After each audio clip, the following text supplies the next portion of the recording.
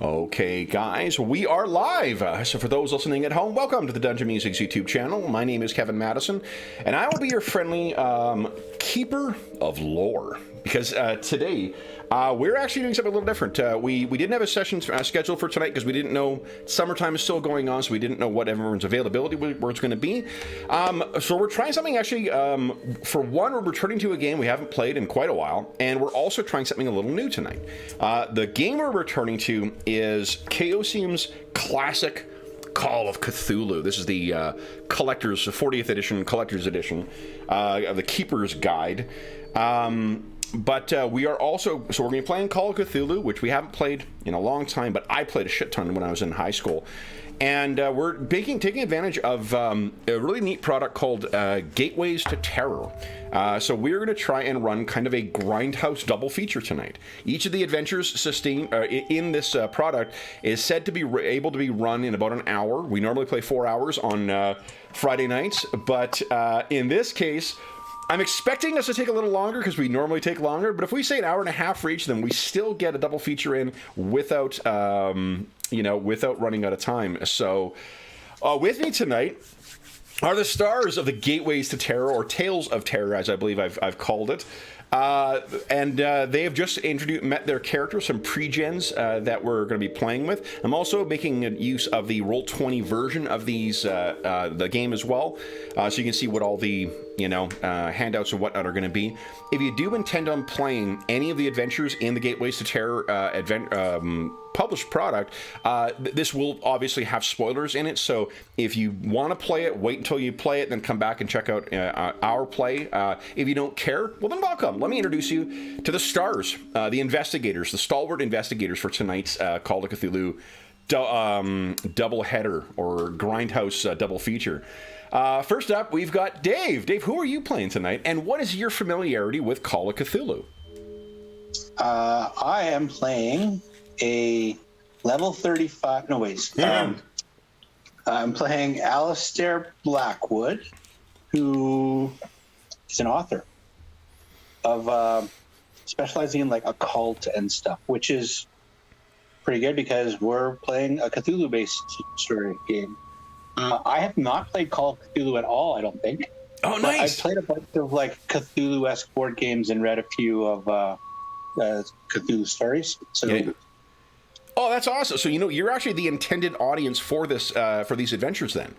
So that'll be really cool to see how, how well of an introduction, or how good of an introduction that this offers you. And then joining Dave in his investigations as well is Graham. Graham, who are you playing tonight, and what is your familiarity with Call of Cthulhu?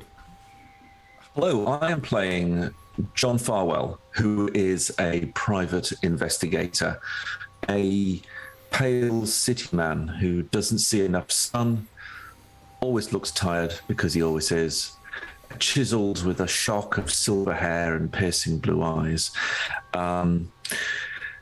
My knowledge of Cthulhu is back to the 80s, so it's a bit shaky. I played a lot of BRP and Chaosium games, sort of in the 80s and 90s. I'm not great on the Cthulhu lore, which I think will set John very well. That's perfect.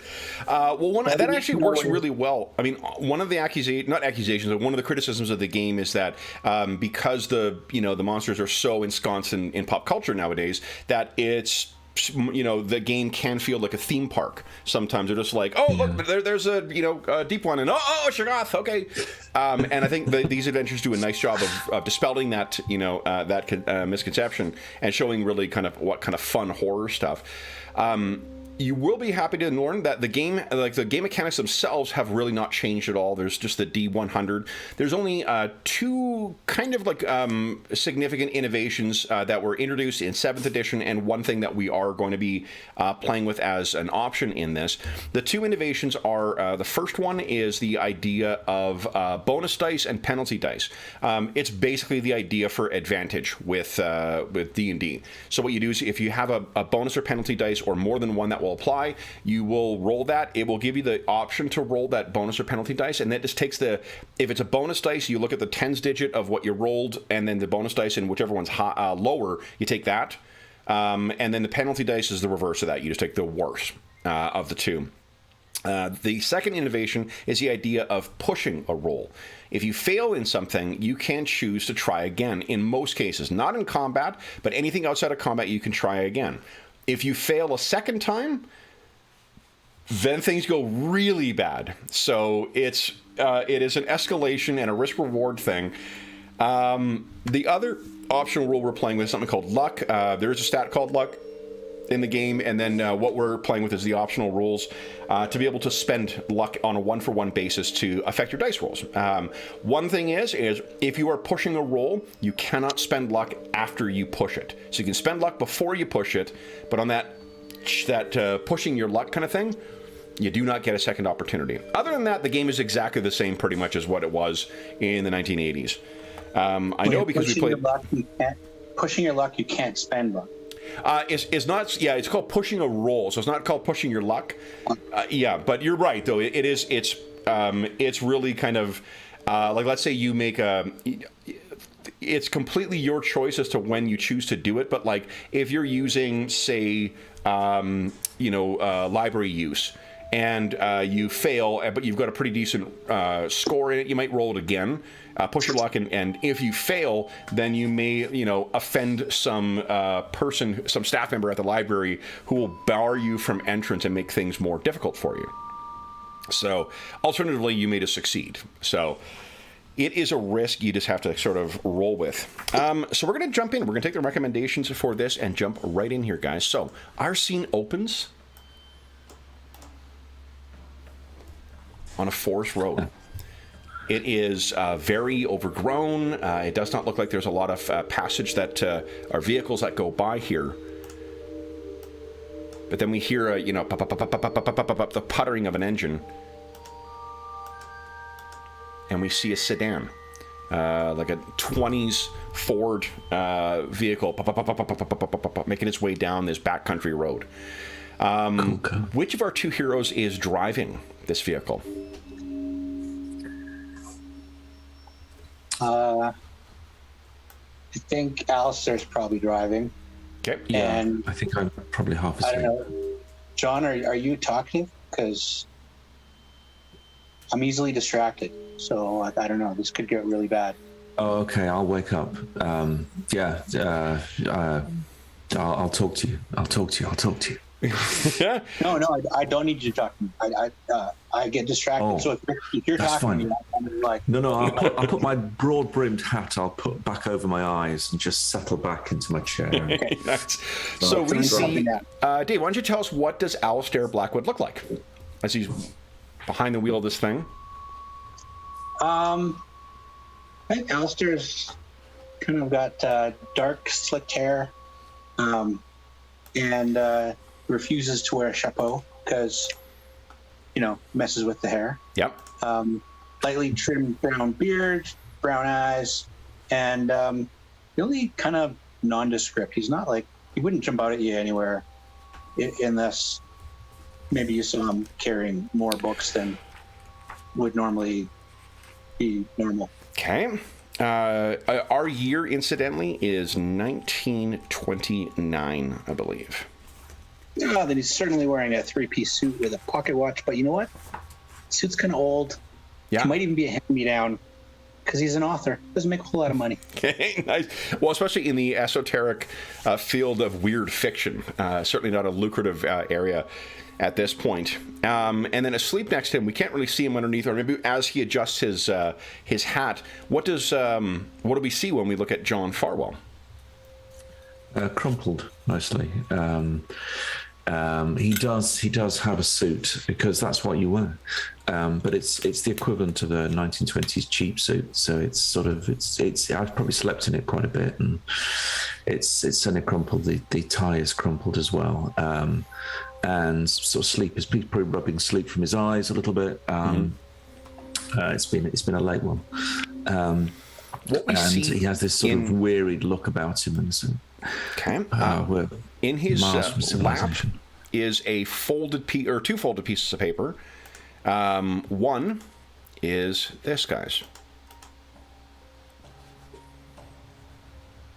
A map of Washington County in New York. and you've been using this to navigate your way towards the Blackwood family cabin. Because it's not an easy or direct route to get there. And the other thing that is in his lap is this. A folded newspaper. Would one of you kindly read out the top story, please? Would you like me to do that while you're driving, Dave? Sure. Grisly Whitehall murder. Prominent New York attorney Arthur Blackwood was arrested yesterday and charged with the murder of his wife, Rosemary. Mr. Blackwood was discovered wandering the countryside near his family vacation cabin located in Whitehall, New York. It is reported that Mr. Blackwell was disoriented and covered in blood. On arrival, the local sheriff discovered evidence of the heinous murder of Mrs. Blackwood, despite the disappearance of her body. When questioned about his wife's whereabouts, Mr. Blackwood was unable to respond. So, you look down, Alistair, and then, at the headland as Mr. Farwell is asleep in the seat next to you. It's a grim task that you have before you, but you see a sign along the side of the road, relatively old, but you catch it.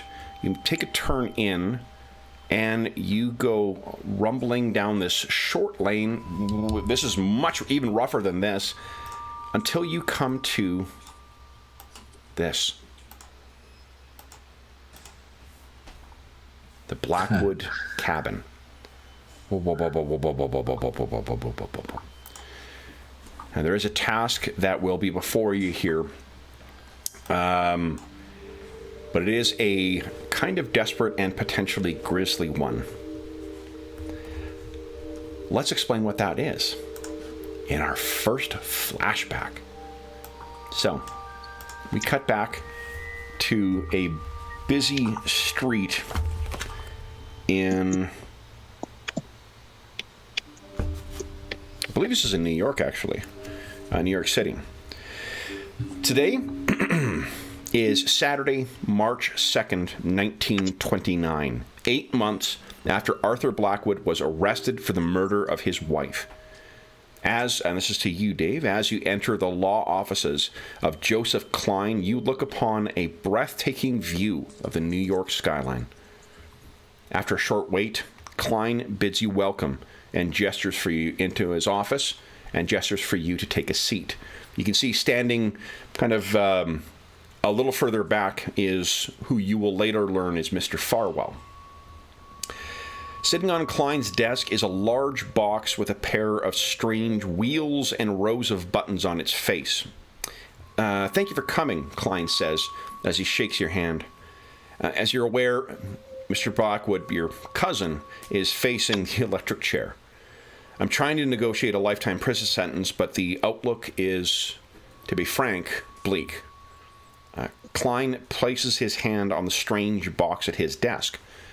This is a magnetic voice recorder. I use it to record conversations with defendants so you can hear their exact statement in their own words. These are brand new, and the company that makes them is a client of ours, so we got access to a prototype. And you can see what this device looks like in this illustration. Interesting. This. And so you've recorded my uncle's statement on this device? This is Mr. Klein here. Yeah. So he says, well, yes, perhaps it's best if I just play it for you. And he goes over, kind of clicks something, and you begin to hear, curiously, a voice that sounds exactly like your cousin, muffled and popping a little bit through this little covered, fuzzy covered circular speaker. But you hear, cousin, please, you must help me. I can't explain it. I never believed the stories, for they were too fantastic to be real. But the Blackwood family line is both blessed and cursed. There is a genie that lives in the cellar of the family cabin. But to control it, you must find my ring. I dropped it, I think, in the cellar. Please, find my ring and prove to the police that the genie exists. Please, I implore you. And you can hear a screech as if he got up to get closer to something. Find my ring, for it's the only thing that can prove my innocence. And there's kind of cuts off at that point. You can still hear the machine going, but it seems as if whoever was recording on this magnetic tape stopped their recording. If you look up at Mr. Klein, you can see there is a look of pain on his face. Do you think that you would have looked into Mr. Klein before coming here when you received his telegram? Oh, certainly, yes. So you know that Klein is actually your cousin's partner. They are partners in their law firm. And he turns the thing off, and he, without saying another word, reaches over and pulls out a manila folder. He says,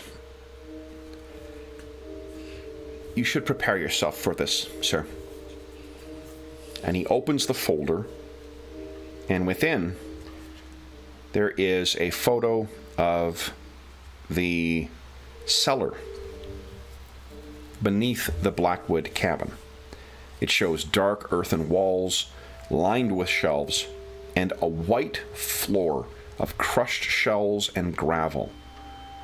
But that white floor is a stark contrast with the large amount of blood that is splashed and spattered across the floor.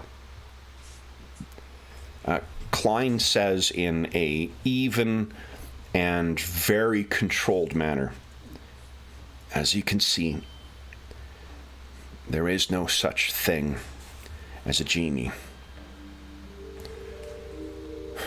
Poor Arthur has been under incredible stress over the last few years.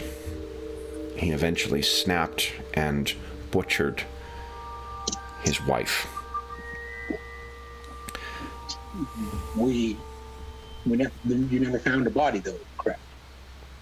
We did Or not. the police never found a body. They did not. The So cabin she's- is a wild region, and the amount of blood found. With Arthur's presentation, the amount of blood, and the public sentiment, it seems they have all they need to fry the butcher Blackwood, as the paper says. What of this ring that he mentioned? Was there any other knowledge of a ring in the family? I'm unaware of one. He did wear a ring, and I believe it was an heirloom, something from his family. The ring was not in his possession, and he grabs a key and a letter from his desk and hands them over to you. This will gain you access to the cabin, and the letter should clarify anything for any authorities. So Mr. the Farwell letter- will accompany you and assist The letter you. will grant us entrance. The letter will... Will provide access. The key will provide access. The letter will provide the authority to be there. Correct. If any have any concerns about this, this will explain that this is part of the investigative process by the defense. It's only because I still love and respect Arthur that I'm even entertaining his request to have you search the cellar for anything to clear his name. Well, I haven't exactly been close contact with the family in recent years. Any idea what he meant by the family is cursed? I was hoping that you might provide some insight for us on that. No, nothing that I'm aware of, although perhaps digging around in the cabin might illuminate the situation. Any fondness that you still have for your cousin, I would ask that you draw on that in this task. Certainly. I'm no investigator, though. I'm... Mr. Farwell, for whatever reason, Arthur seemed to believe that you were best equipped for this. To assist you, Mr. Farwell is our most capable investigator on retainer. Yeah. You realize, God, like he hasn't said a word since you came in here. Yeah. Wait. We'll do what we can. There is a case file for this, presumably, that we may have had access to. Yeah. Yeah. No body. I'll hand the manila folder over to Farwell. Yeah. Okay. Yeah, we can do little than just go to the scene of the crime, I think, and do what we can. Any forensics? There's been nothing. There's been nothing done. 1929. So I think the extent of your forensics is fingerprinting, a brilliant and bold new science in the investigative techniques. Apart from that, what they assume is that if you do look in, they assume that either the body was buried somewhere in the wilds around the cabin, or the tossed in their nearby river, or dragged off by animals. God knows what he did. But again, like the amount of blood that was in there, I believe blood typing was already a science, if I remember correctly. So they would have been able to confirm it's human blood, right? Or at the very least, with they seem to have no doubt, at least, that he is the one who butchered his wife and that she did indeed die there. So, with that, and he's not confessed to that. No. He claims it was the genie. The genie in the cellar. Yeah. Okay. He loved her. He loved her way too much to do this. This is... It's so far from what could be possible that... Yeah, I don't know. Yeah. Seen it all before. Yeah. It's always the quiet ones, you know? So, if there is nothing else in this office, we'll cut back to our arrival at the cabin itself. You know, the best thing about these pre-made adventures is, guys, block text.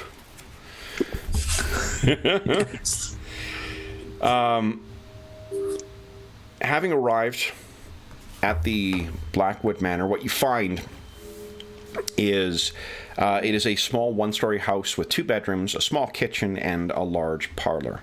There is a trap door in the parlor that leads down to the cellar under the cabin, but I'm assuming that you two wish to exhaust every lead on the in the upper regions of the cabin before venturing down into the cellar. Do I have that wrong, or are you going directly down to the cellar?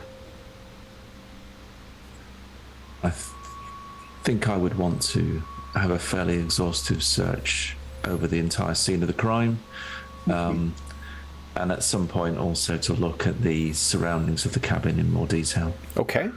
So if you wish to go directly to the scene of the crime, as it were, Alistair, you're looking around the cabin, and I can't remember, do you think that you've been here before? No, not in recent times. Maybe if they had it long enough, go to visit as a child or a teenager, maybe, but not in recent years. So I think what you can see is in here, this is clearly a place that John and his wife, Rosemary, deeply enjoy, because they're, by virtue of the way that they've made this place their home, or at least a home. There are pictures up of the two of them. And there's a lot of other. There's also like it's clear that this is a generational dwelling as well too, just with the like stuffed animals and or I mean stuffed as in like taxidermied, not like teddy bear. But Mr. Farwell's all business walks over and pulls back the big trapdoor, and there is a ladder leading down into the cellar. Aren't we going to look around the cabin first? That's where like all the blood is, right? Blood was in the cellar. On that. Yeah. That's exactly what I mean. Like we should probably make sure that we've got everything else first, because we don't want to track blood around the cabin afterwards. Yeah, I agree. We would do an exhaustive search of the main areas of the cabin before going down. So perhaps Mr. Farwell only has the trapdoor part up before kind of releasing it back down once again. Let's get some dice rolling, guys. Why would you each kindly give us a spot hidden check, please? I believe it is on the... Actually, I can't remember where it is now. I think it's on the right near the bottom, but I'm not 100% sure of that. It's under sciences, yeah. Oh, there we go. Okay. Is it a click? Yeah, you just click. This is just a regular check. You can set the difficulty at the top, which will perform the necessary math to set the difficulties, but I don't know what pops up. It's the first time I've used these character sheets. Oh, here you go. Take it out of edit mode. That might help. Yeah, I was in edit mode too. Here you go. Okay, so both of those are failures. Now, I'm going to let you both roll a bonus dice because I'm assuming you're doing an exhaustive search here. This is the sort of, the bonus and penalty dice are situational modifiers. So a 1, Alistair. So that means it would be a 16 versus a 25. And John, you can just click on that bonus penalty under yours. And that'll potentially replace the tens digit. Apologies, I don't see that. It is under the dice roll, under the chat. Oh, I see. Sorry. Yeah. Yep. 2. So both of you do a thoroughly exhaustive search of the cabin, and there is nothing here whatsoever. The place is a bit stuffy, so I think in the course of looking around, you do open the windows a little bit just to let some fresh air in. And because you rolled quite well there, Alistair, what I will tell you is... Oh, actually, hold on. So here's one other interesting thing is that there are different levels of success. There's a regular success, hard success, and whatever. Hard is half of your roll, or half of your stat. Extreme is a quarter of your stat, and if you roll a nat 1, it's a success. John, because you are better at spot hidden, that's actually a hard success for you. So you're looking around, and the sound, you realize that the only thing you're sort of picking up here is the sound of, even with the windows open, of the creak of the wooden floors underneath your feet as you're looking around the top floor of the cabin, and the slight rustling of trees outside. Now, maybe it's because you're a city boy, but I mean, depending on how old you are, this is 1929, you could very well have served in the Great War as well. And there are no birds. There are no bugs. There is no sound apart from the trees and the sounds that you are making within the cabin.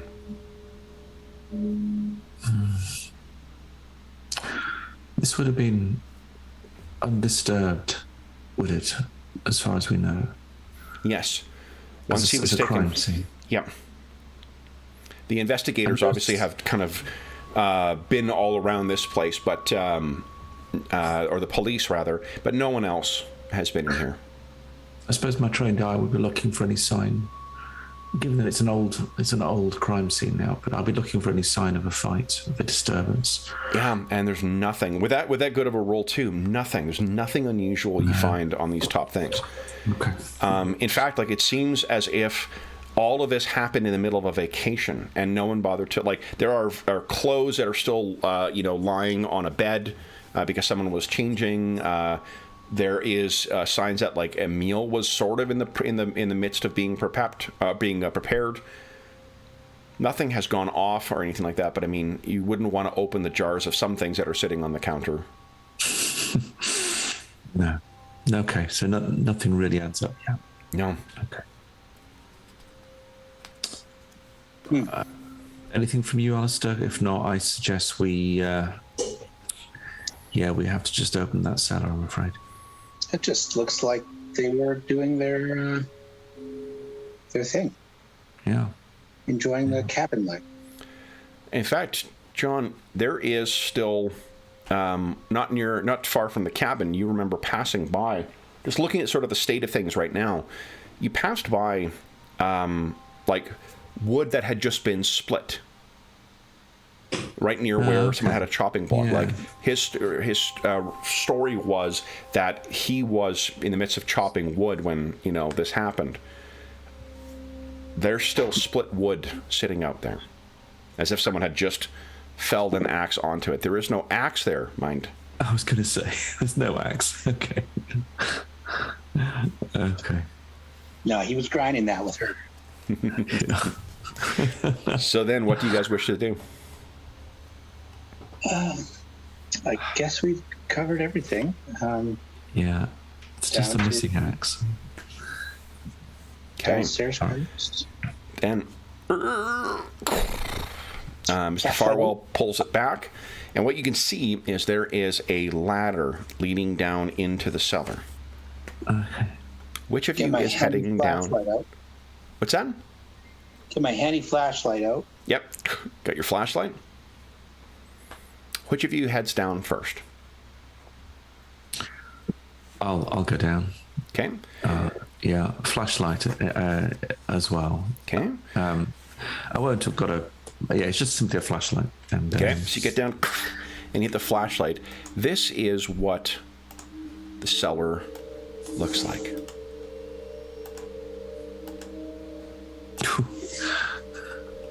Okay. And allow me to bring you over to our map. So this, let me go to the GM's layer here. Goodbye, sanity. Plan of the Blackwood Cabin's cellar. Now, let's take a look. I've got your tokens. They have pre-made tokens for you guys as well. They are extremely nondescript. So you will see in a moment here. I think they are appropriate. Like the thing with Call of Cthulhu in general is that this is the kind of map that you would generally... This is even nicer than what you would normally see. There we are, guys. The author... I uploaded a picture of my character. Oh, did you? Okay, let's see here. Oh, nice. I can... It might be a little too nice. It's a picture of F. Scott Fitzgerald. No, that's fine. Let me... I'll replace your token here. Hold on.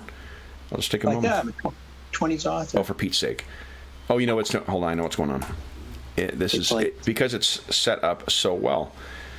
Yeah, you don't have to. I'll just... No, it's easy. If you put the effort in, the only thing is what they've done is set up when you set up characters in there, you can set up the tokens to so you have a picture for your character and the tokens will display differently. They've done that already with this. So let's see here. We'll put this bottom overlapping. Let everyone see your name, and then for no reason, we'll just put your health bar down here too. I'm sure we won't be needing that. Nah, I'm sure you'll be fine. It's my sanity I'm worried about. Okay, so there you are. You've got your token for Alistair Blackwood. We are. And what I can do for yours as well, unless you're loading an image in a hurry here. Take a look. Oh, are you doing? Okay, hold on. I'll let you finish that off, and then I'll make a token for you.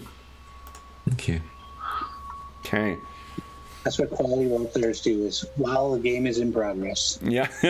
Well, again, this is, it's not a long adventure. So, and with pre-gens, the more you can put your own stamp on them, that I'm in full support of that. while we're waiting for John's image to load here, what I will tell you is that while looking into the cellar from the open trap door in the parlor, your view is extremely limited. Light from the parlor spills through the hatch, illuminating a ladder, some shelving, and the white shell and gravel floor. You can make out that the shelves hold jars, small boxes, and other knickknacks. Everything is covered in a thick layer of dust. You'll also note that the cellar has no lighting, so you will need to bring your own lanterns and flashlights, and large cobwebs hang everywhere.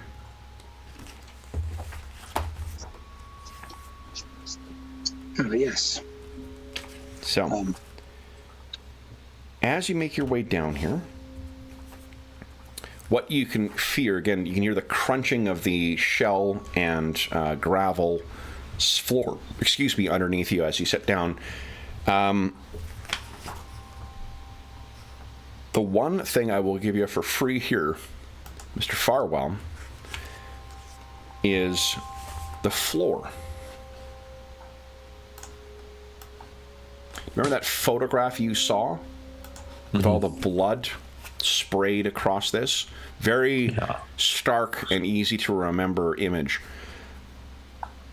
The floor here is pristine. Okay. There was no sign of a blood. Oh, there we go. John Farwell. Oh, God damn it. I just did the exact same thing. What a dummy. Hold on. Remove that. Just delete. Great. Here we go. Excellent choice of photo as well.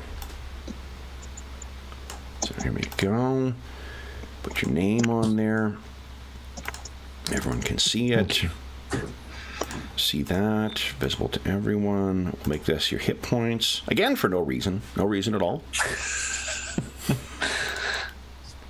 And we'll put it all bottom overlapping, and there you go. So, John, that is what you notice first when you look at this scene here. Now, what you guys can do, looking around, this is, I can tell you that the ceiling is only, is low down here, being only 7 feet high. So it's low enough that it is, you can stand comfortably, but it's low that it makes it feel like you need to hunch. Yeah. And the walls are lined with shelving containing canned and jarred food. Wild piles of junk are stored on the floor and against the walls. Like, it's going to take you a while to search through all this crap down here to see if he's left it or put it somewhere or whatever. What you see in this illustration, they have done a really great job of, there's stuff you can spot in here. Like, it's a cool way of, like, almost like the old adventure games kind of thing, where you can, like, what's this thing over here?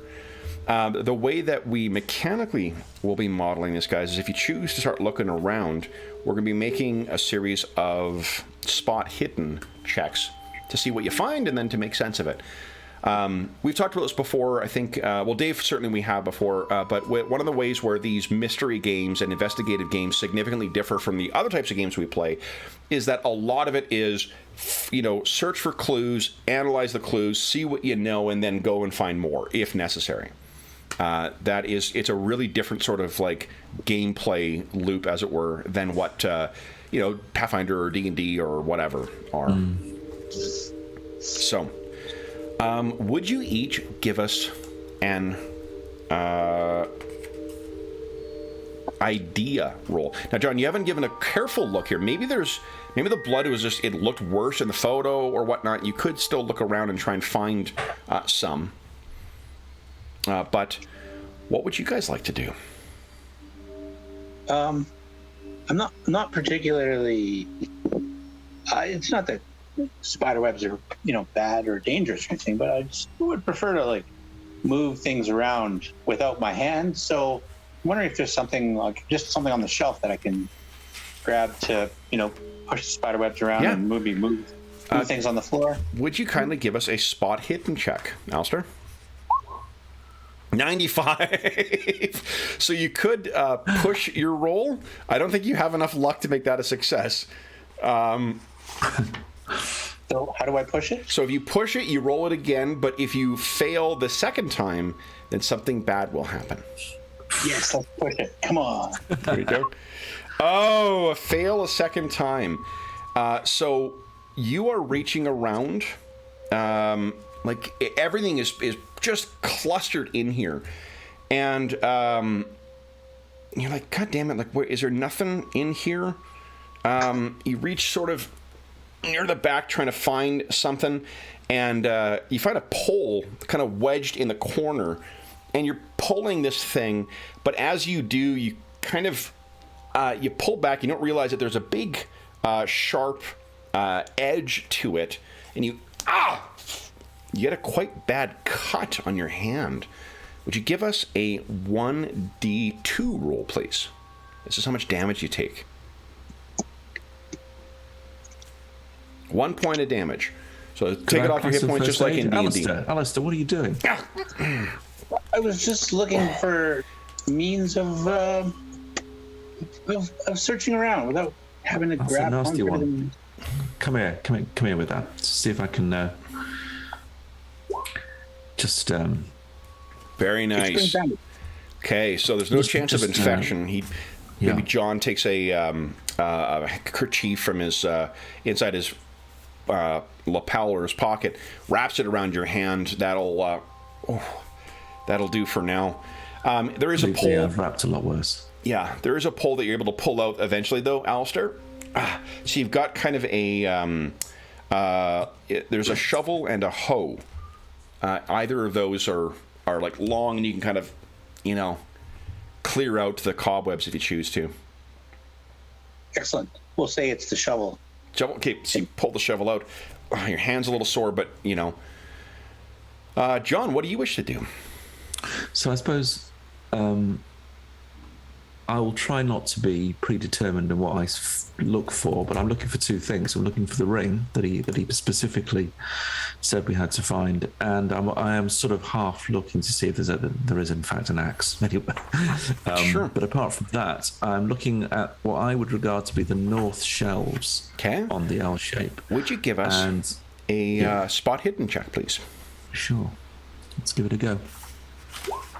No. Okay, that is not great. Would you like to push your luck? Oh, you know what? I'm going to let you guys roll a bonus actually on this as well, because I'm assuming you're making thorough. I'm doing my methodical thing if I can. Yeah. Probably taking it one shelf at a time, top working down, left to right. Nice. That's an 05. So that's actually once again a hard success. That's less than 1/10 of your thing. That's actually an extreme success. So you're looking around on here, and there's two things you notice. One of them is that there are trace amounts of blood spatter on some of the jars and cans on the nearby shelf there. There's not much of it, but as you can picture, you're looking with your light, and then you sort of turn it and turn it again, and you can see there's just flecks of it that are there. Somebody's cleaned this site up. They haven't cleaned up this. The other thing that you notice is that there is an old wooden box, about 18 inches by 12 inches, that looks to be something that has been stored with a great deal of care. It's not like a wooden crate that people are tossing tools into or something like that. It's something that has value to it. Like, it seems like this is something that someone was interested in. Alistair, would you give us an idea check, please? That is, I believe, on your character sheet, it is an intelligence roll.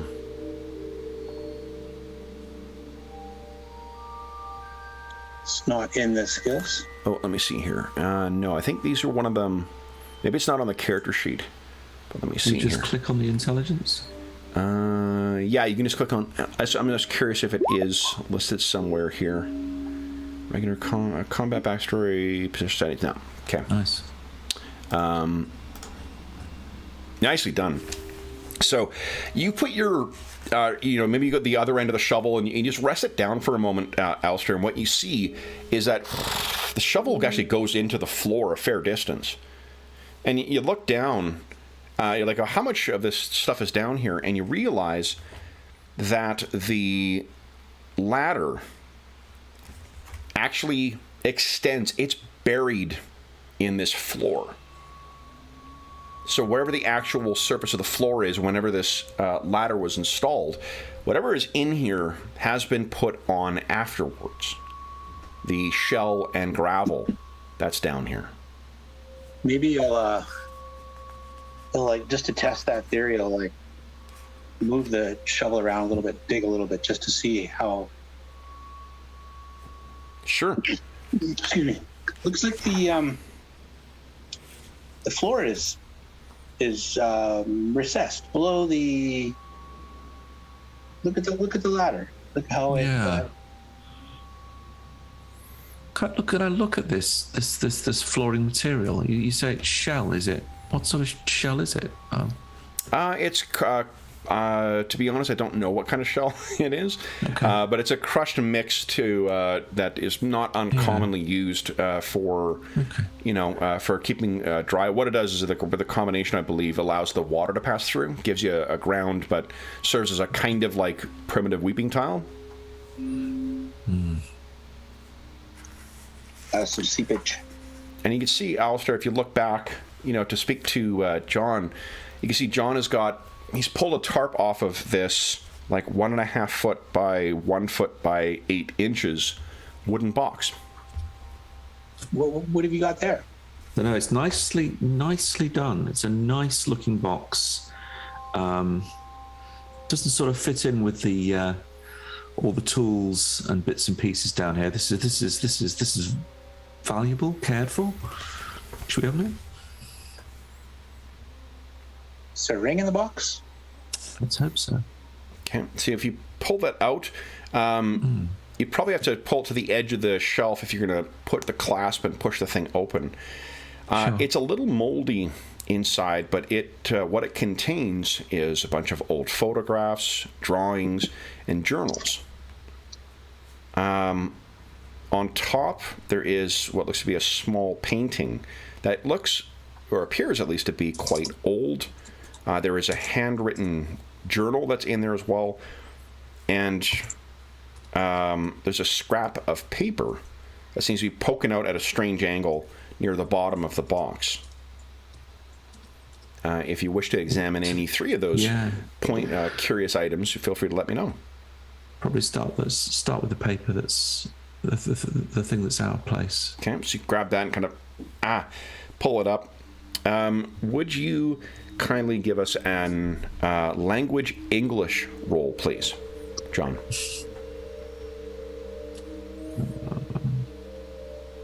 I will have a go. I can find it. I will do it. I think it's in the center column, if I recall when I was looking at the... Oh, sorry, English own. Apologies. Yeah, there you are. Let's go. Yeah. Nice, hard success. So what you recognize, and you have to tell us how you were able to parse this out. It's pretty hard to read, and it's in an archaic script. Like, this is quite old English. And allow me to show you. And you can go ahead and read this aloud for us. There you go. Lo, the bond is set, the accords sealed in blood. Wealth and good fortune shall forever flow through the Blackwood bloodline. The price is Christian blood that has been defiled through Sabbat rites.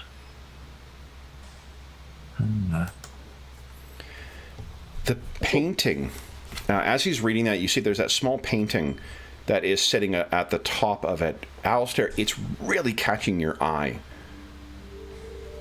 Do you want to take a closer look at that? Yeah, have I seen something like that before? I'll like maybe lean the ladder on. Yes, you lean in and put the light down. What the small painting depicts is a stern-looking man in Puritan clothing. but the thing that catches your eye, there is an ostentatious black jeweled ring on one of his fingers.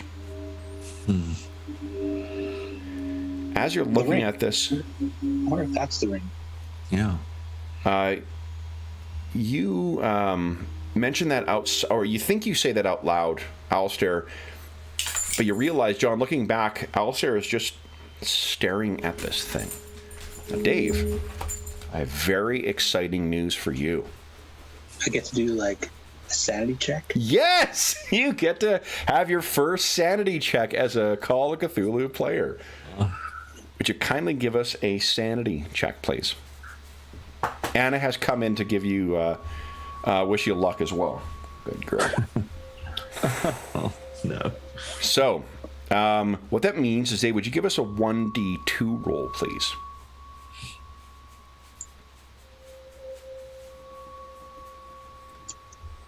Only one. If you could reduce your sanity by 1, please. If you reduce it by 5 at one point, that is where temporary madness may take you. How do I reduce? I think you have to go into edit again. Unless there's like is there something on the sheet for current sanity as opposed to maximum? There is a ratio. You have to go into edit. Oh, okay, got it. Okay. Alistair, you all right? So what is happening is, Alistair, as you're staring at this thing, the portrait's eyes, like the artist has, must have had an incredible gift, because the light almost seems to catch the eyes of it, to lend them a glint of life, the way that actual eyes do. And you're just staring at this thing, and you feel a coldness come, starting right between your shoulder blades. And John, this is where you can feel free to interject. Alistair's been staring at this thing. Alistair? Alistair? You still with you, boy? Am I? Yep, you can snap Am out I now. able? Okay. Yeah. As I was saying, what do you think? I don't know. Is this a long lost relative? Is this another Blackwood that goes back into the dawns of time? Alistair, you know that from having looked through, photographs or old documents, often stuff is written on the back. Not sure I want to touch it, but maybe there's something on the back. If you turn it over, there is written 3 words. Wizard Milton Blackwood. There you go. Milton. Turning it back over, John, there's a bit of a resemblance between Alistair and Arthur, to that matter, and the gentleman depicted in the painting. Definitely a family resemblance. You've got some real family history there, Alistair. Not exactly the part of the family I was hoping to reconnect with. No. Okay. You said there was something else in the wearing box? a ring. He is wearing the ring. I wonder if that's the one we're looking for. Yeah. And why would Arthur say to find the ring and free me? How was a ring going to prove his innocence, aside from being the heirloom of some creepy Genie. relative of mine? Yeah. That seems to run in the family though, I'm afraid, Alistair. What else is in the box, did you say? There is the only other thing of interest is a handwritten journal. Journal. Before we Okay. leave the picture, is there anything occult that stands out of the picture? Like his name is Wizard, which is strange, but The other thing that would stand out, if you could give us a hit. Is there a history? I think there's history in this. Let's see. Yeah, there's a history. Yeah, give us a history check.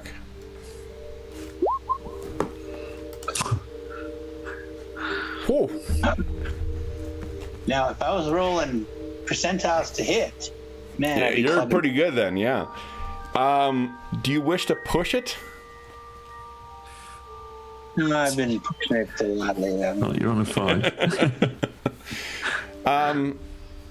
Then, yeah, the journal is the only other thing that seems to be of interest in this box. I'm going to have to reflexively pick up the journal, go to the last entry. Okay. So you do so. A flip through. What you can find is first, turning to the back, the last of the entries in here is dated 1725. Wow. A cursory look reveals that it is the Journal of Milton Blackwood. And there is a strange portion of it that does catch your eye.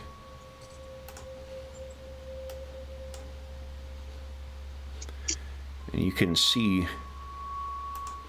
this is it here, John. You can feel free to read that aloud for us. Unto the very ground I have bound the demon to the Blackwood bloodline. As long as a true Blackwood kin wears the ring, the creature will remain trapped and its gift of good fortune will remain untainted. Let this ring never leave your finger. Let it pass from heir to heir on the deathbed. Never let the creature out, for its hate is unbounded and its desires to see the extinction of the Blackwood name. And at that, you guys hear, and the trapdoor has slammed shut. It shouldn't be able to do that. It shouldn't do that. Yeah. Should we test it to see if Yeah, I'll go straight to the ladder. I'll go up the ladder. I shall try and push I open the think before trapdoor. we do, why don't you each give us a sanity check as well? That was a quite startling encounter. Oh boy. Success for John, though. Been Okay. playing Alistair is a bit of a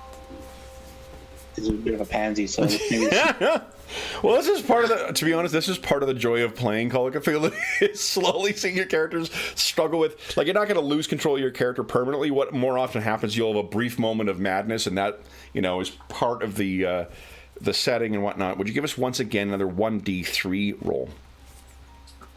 3. Yeah, please. 2, so another 2 sanity lost. Your heart is beating, Alistair. And the only light down here currently is that coming from the end of your flashlights. What do you guys wish to do? To the ladder. Up the ladder. Okay, so John, you get to Push the ladder. against the- Yeah. Go ahead and give us a strength check, please. Failed. You could push it if you like, but that could have consequences as well. You got a pretty good strength score. Yeah, I'm going to push. Yes. Nice. So you kind of, you're able to push the thing up, and you could, in theory, kind of wedge something in there. Here. I'll pass him up the shovel. Yeah. Okay, you take the shovel. Yeah, brilliant. You put it in, and it goes down. So you've got that in there, but that's about as far as you're going to be able to get. You've got a little extra light coming in here. There is something pushing against. You could swear there's something pushing against this. I will shout. I'll say, hello, who are you? Okay. What's this person here? So one of the neat things with the new game, or newest version, and I'm not sure if this is in 6th as well, but it's in 7th and wasn't in the version I last played, is that your characters start off not believing in the supernatural. And anytime you are exposed to the supernatural and you lose sanity, you can choose to then start believing in it. But the trouble with what that does then is it opens the door for you to learn magic. in it. There is a consequence that I can't remember, but I think it's just it's an interesting way of thinking about like how these characters respond to what they're actually being exposed to. Some may just continue to deny whatever they're experiencing, and some may just agree, like embrace it and be like, okay, this is clearly what this is. There is no sound of anyone who responds to your pleas, and pulling on the shovel does not seem to make a difference. It's barely leveraging it open. It seems to be keeping the thing open, but the tension on the door, if you release the shovel for a moment, it's so strong that it's keeping the shovel there in place. Okay. That's not right. That's not right. That's not right.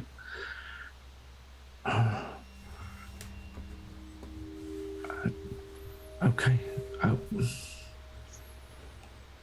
So you keep struggling and trying. How long is it before John finally lets go of the shovel? I'm tenacious, so it's probably going to be a good few minutes while I'm struggling with this. You keep trying on it, and no. Alistair, while all this is going on, John doesn't seem to be able to get it beyond having that little crick open. What is Alistair doing? He's not sure how to help, and he's got his flashlight out, and he's just kind of panning the room, trying to figure out if there's something he can do to assist or to... Sure. Why don't you give us another spot hidden check? Oof. And with the bonus as well, too. Sorry. That is a failure. Do you want to push it? That would be you sort of stumbling further into the room, trying to find something that would be of... how does the luck spend? Yeah, good point. Yeah, so you could spend 5 points of your luck and make that a success. Let's do that. Okay. Let's spend 5 points of luck. Okay, so there's something... you can see that there is a heavy wrench that's sort of sitting on one of the shelves. And when you make your way over there... let's see here. Yeah, so you grab that wrench and make your way back. Here's a wrench. Can you use it to... Maybe. Thank you. Okay, so you get that, and how do you... I'll hold... The shovel's longer, so I'll hold on to the shovel and pass the wrench and see if you can use the wrench to Yeah, if I can do anything knock it to off its hinges or something? Yeah, exactly, the hinges. Okay. So you are getting there and trying to get to the hinges. You then hear both of you the sound of something smashing from somewhere down here. Ah, shit. Off in the darkness. No. What was that? Yeah. It's from inside. From down here. Yeah. Is it a rat? I didn't see any rats. No. It could be. There was blood and stuff, right? That'll attract animals, right? Is that how it works? Can you just take a look? I'm going to just try and just loosen these screws. Okay. I have my hands on the shovel, so I'll... Okay. Flashlight in one hand and shovel like a staff, I guess. Well, a shovel is actually stuck in the door. Oh, it's wedged. Yeah. John could try and put the wrench in there, maybe pry it up to get the... Yeah, I'll try that. Yeah, give us a strength check.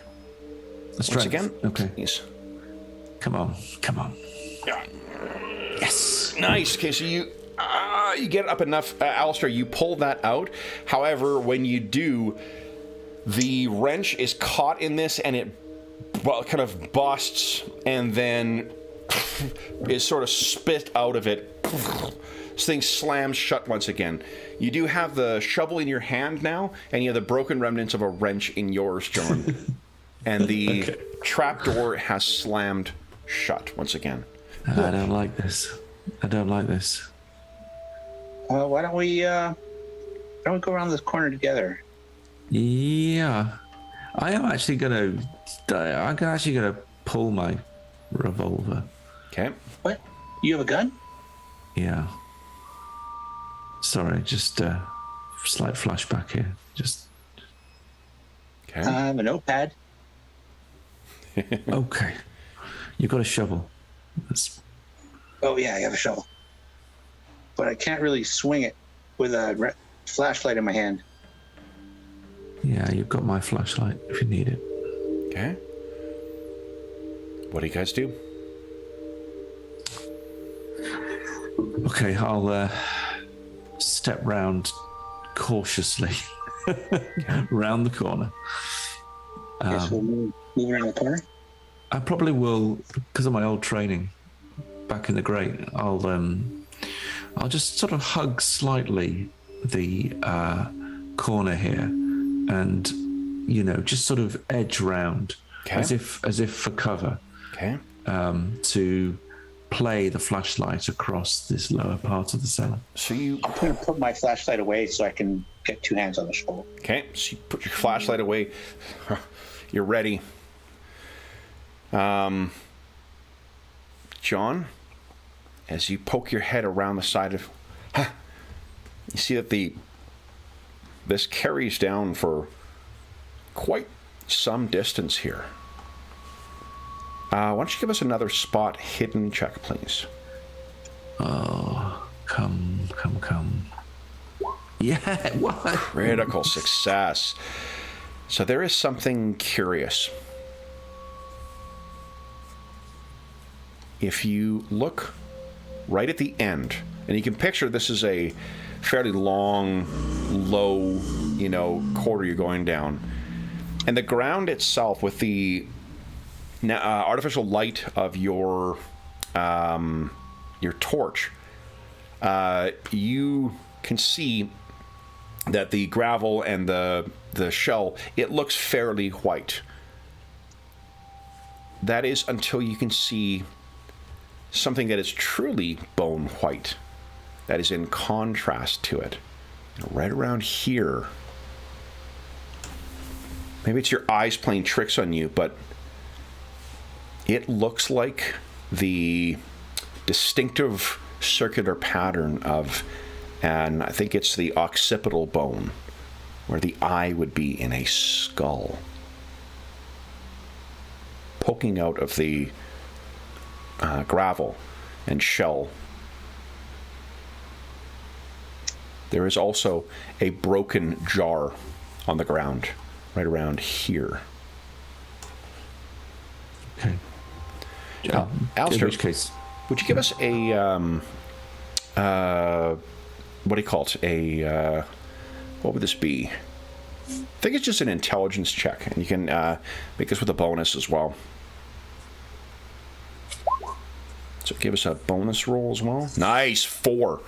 So that's a extreme success.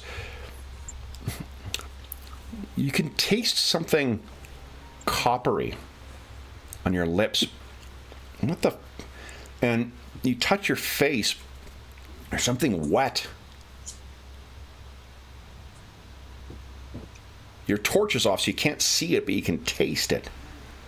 It's like, can you smell that? It's like, tastes like blood or something. John, if you look back, what you can see is that Alistair's got a pretty nasty nosebleed. And now that the light's on, you can see your fingers and like, oh fuck, there's blood. Get my what the hell? handkerchief out and maybe squeeze my nose. Yeah, if you do so, squeeze your nose. I don't think you're prone to nosebleed, so this is weird. I don't get nosebleeds. What is going on? What is going on? What would you guys like to do next? I'm gonna just almost hurriedly stride towards where the smashed container, jar, bottle is, and this suddenly appearing piece of skull. So you race down to the far end of the cellar. So Alistair, he turns the light. Yeah, you're going to go along with him? Yeah, I'll follow you. Okay. He's got the light. And you're able to get this. If you're going to go down to fully where this is, you're right about here. Okay, yep. And you're behind. Now that you're standing over this, you can see it's most definitely like the inverted part of a skull. It's the underneath of the occipital bone. You can see here. Is that a skull? It looks like it, and it wasn't there. I don't think it was there. You can each make either first aid, medicine, or science biology checks, if you like.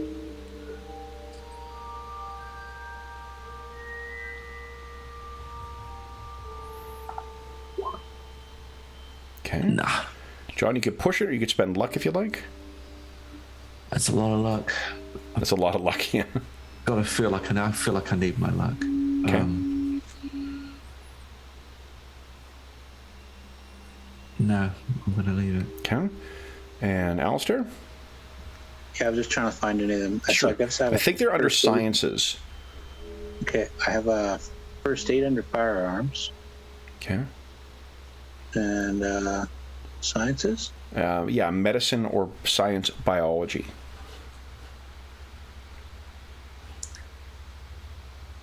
Yeah. I don't see either of those, so I'll use first aid. Okay. Dope. You could push that one if you like, or... Push it is rolling it again? Pushing is rolling it again, but you can't spend luck once you push it, and a fail on a push is a consequence. I know. I'm curious. Okay. Driven by the curiosity in my bio. Yeah. Nice! Hard success. So you stumble over, and there is no question that this is a human skull, Alistair, and having recognized it, what do you say, I guess, first off, having seen that? You sort of move over and then, maybe poke with a shovel, and you uncover that there is the remnants of a shattered bit of skull poking out of the ground. What do you say? Egad, it's definitely a skull. And would you each give us a sanity check once again, please? Should have not recognized it, because then it would be... Hard success for Alistair. So, Alistair, you lose 1. John, would you give us a 1d3 roll, please? Woo! This was traumatizing for John. So what is going through each of your minds as you see this bit of skull uncovered?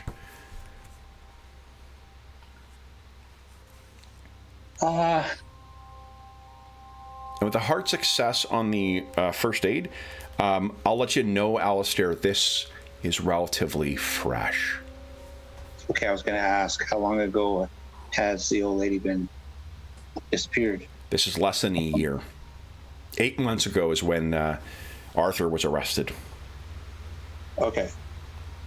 So yeah, that's probably why it's traumatizing. It's like, this isn't some skull that has been down here for decades and just has eventually surfaced. It's like, this is a fresh skull. This skull could be her skull. Yeah. And I'm assuming you attended Arthur and Rosemary's wedding. Yeah. So yeah, this is hitting home. It's personal.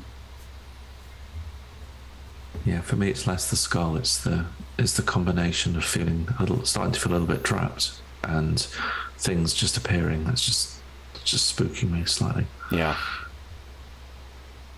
So what are you doing? Maybe you just missed it. Maybe you just didn't see it earlier. Maybe.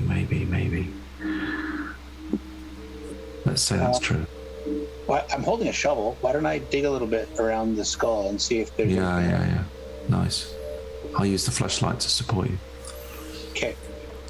And if you're gonna use your thing there, just don't aim it at me. Sure. So it takes a bit of work. You tell me when you would stop here, Alistair. What you can find is that the skull it seems to be an adult, at least from what remains here. But it is not, it is smaller, suggesting this may be a woman's skull. And as you continue to dig, what you find is that there is almost an entirely intact skull down here with scraps of flesh still on it. Quite desiccated, but still on it. Confirming that this is something within a years of death. You can also see... go ahead. Damage to the skull, like visible, like... So the damage to it is curious. There are deep markings, like it's not knife markings, almost like tooth markings that rake across this thing. Like an animal. Very much like an animal. This is clearly, the markings that are on here are not from an implement or tool or weapon. There's no bludgeoning in here. This is someone who was torn to bits. Well, maybe it was a bear or something. Yeah. I think Alistair's still clinging to the whole idea that Arthur didn't do it. He loved her too much. Yeah. Well, there's nothing on Arthur unless he transformed into something bestial. There's no way that he could have made these markings. Yeah, that your role it's not for first aid, you've seen, I think, these types of wounds before. Maybe you saw someone, a rabid dog got someone or something like that. John, do you think this is enough to exonerate him? It will go some way. It doesn't explain a lot of things. Like, I doubt the bear was down here. So what is the skull doing down here? What is the body doing down here? Buried, in fact, under this shale.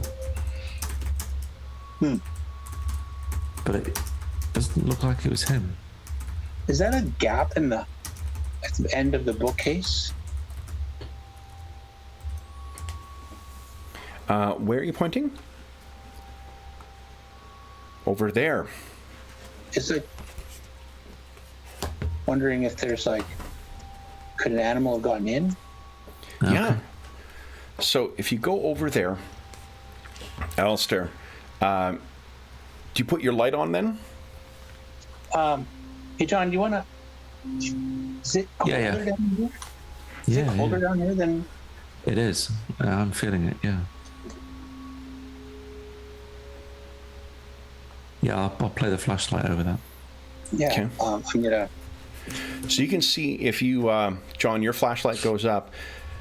Alistair's breath is forming condensation. Yours is not. Okay. How do you do that? It's like winter time, but. And you're dressed for summer, so it is very uncomfortable. John, you're not feeling that at all. It's damp down here because it's a cellar, but I mean, it's more stuffy than anything. Yeah. There are no signs with a careful exploration of it. There's no signs that, a rat or any other kind of burrowing animal managed to work its way in here. In fact, apart from the cobwebs, have you seen any bugs or other living things down here? Any mice? No.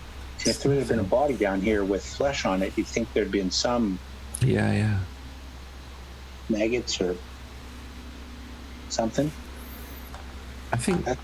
Isn't that odd? I think John will take an increasingly fevered look through the shelving around here just to see if there's anything else that. Why don't you give us another spot hidden check, please. Again, with a bonus.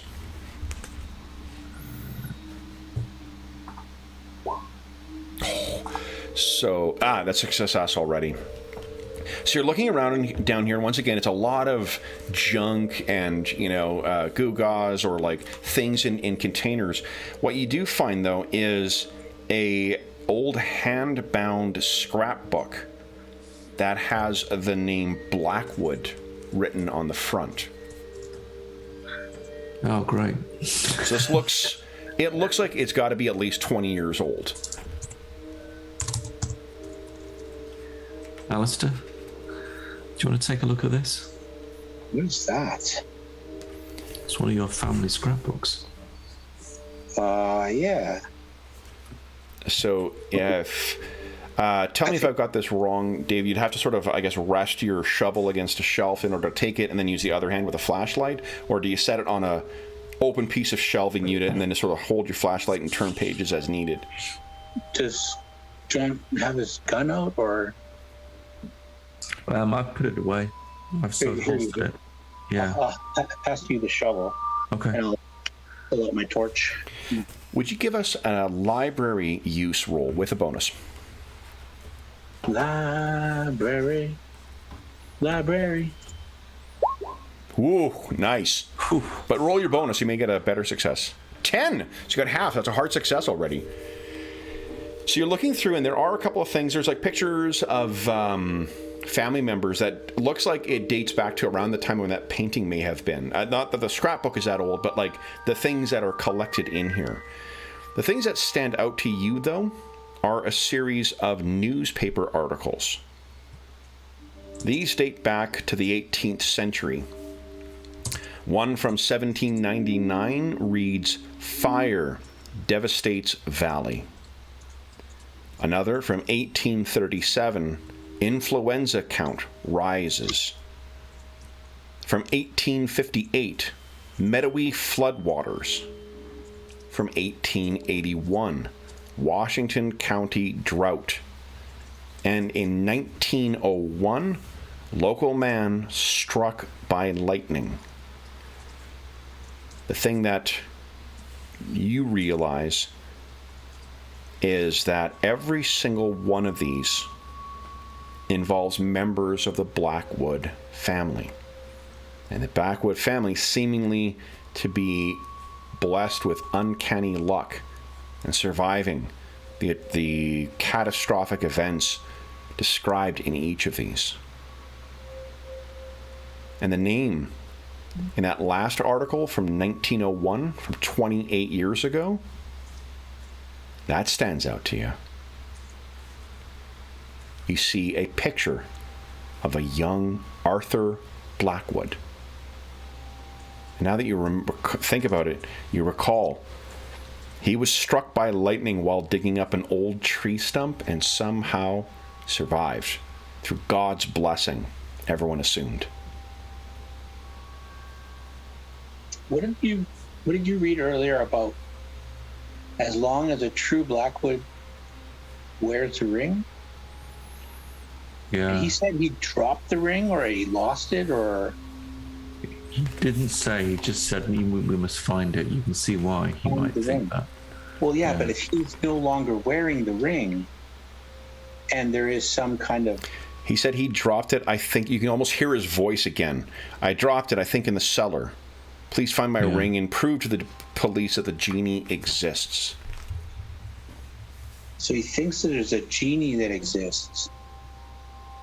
But that's not what that document that you found said. No. The creature will remain trapped. So he drops the ring, this, whatever this creature thing is, maybe that's what killed Rose. Well, as long as your kin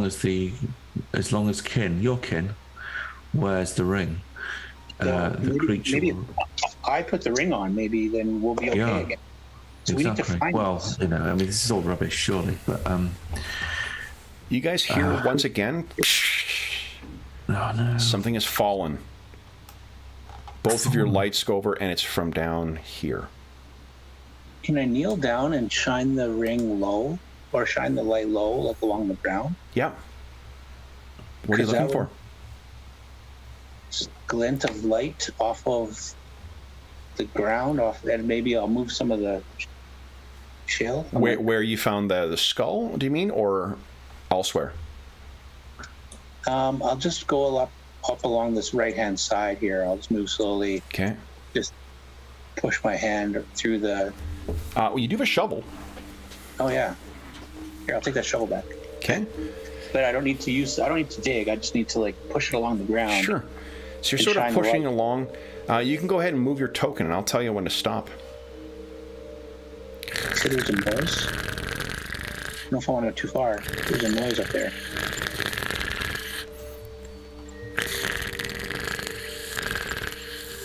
And maybe I'll cross over and go back down the other way. Using the shell.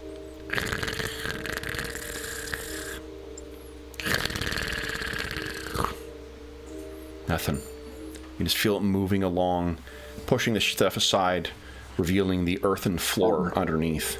It's about 4 inches of this shit on the ground.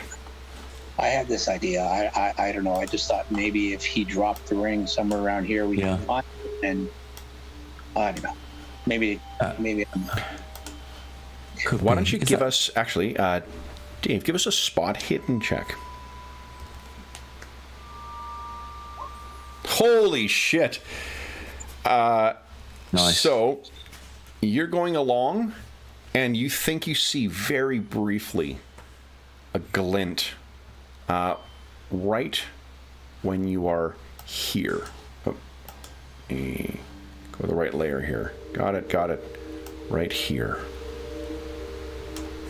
Over here? Yeah. You push the... Do you use your shovel, or do you use your hand to try and spot, to root out whatever it was you saw? If he was thinking clearly and being cautious, he'd use the shovel.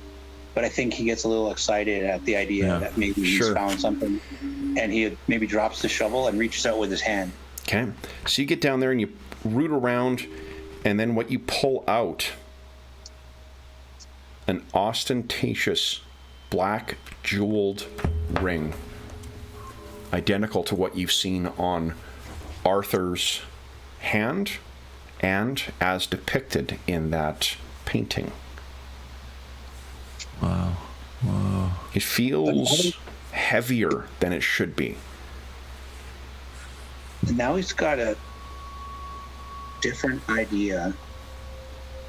Like, as long as someone's wearing it, whatever the creature is bound.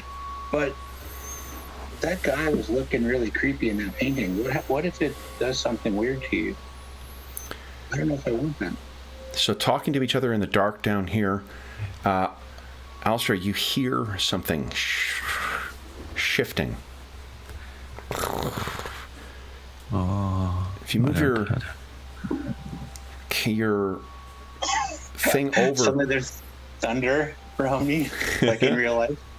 Well, you can see this whole region right here, it's almost as if like it's shifting on its own, like sort of... John? Okay. I'm standing forward. I'm sort of half aware that there might be a knife on that top shelf, but let me just ignore that for now. This is revealed.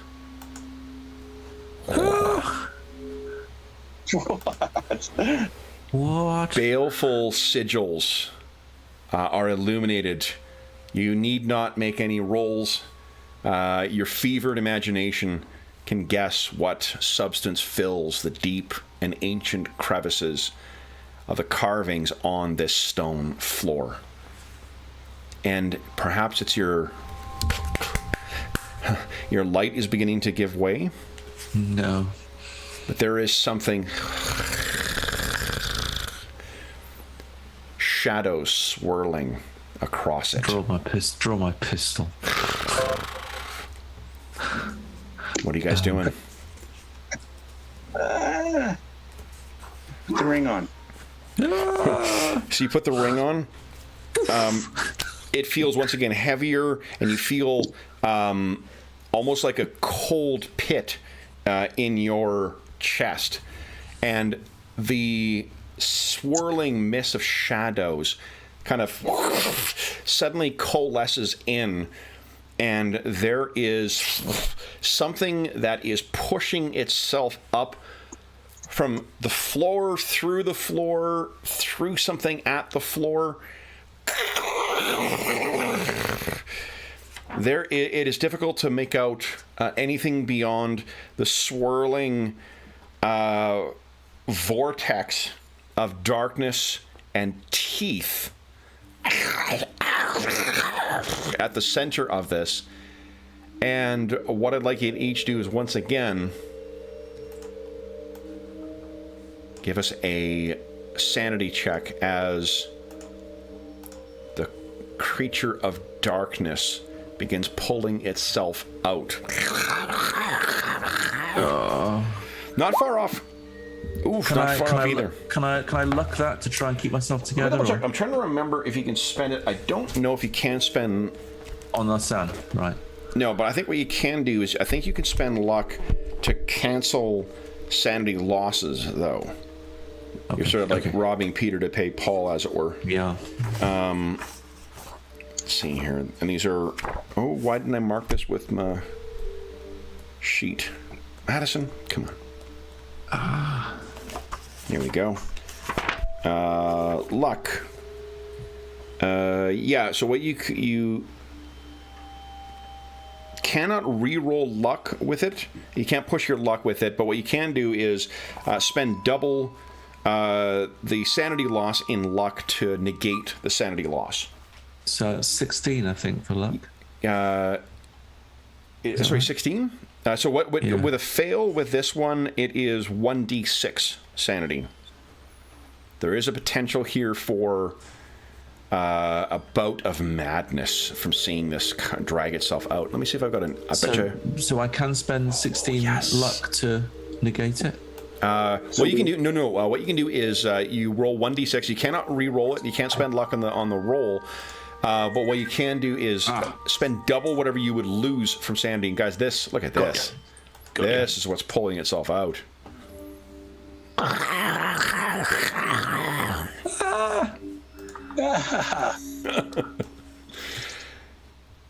Oh, this is a big one for John. Oh my gosh. Not far off from that 16 you mentioned. So you want to spend that 12 luck to... I'm spending the 12, man. I'm just spending it. All right. So then here's the way that initiative works in this thing is normally there's optional ways that we can roll initiative too, but for sake of today, we'll you go by the order of your dexterity.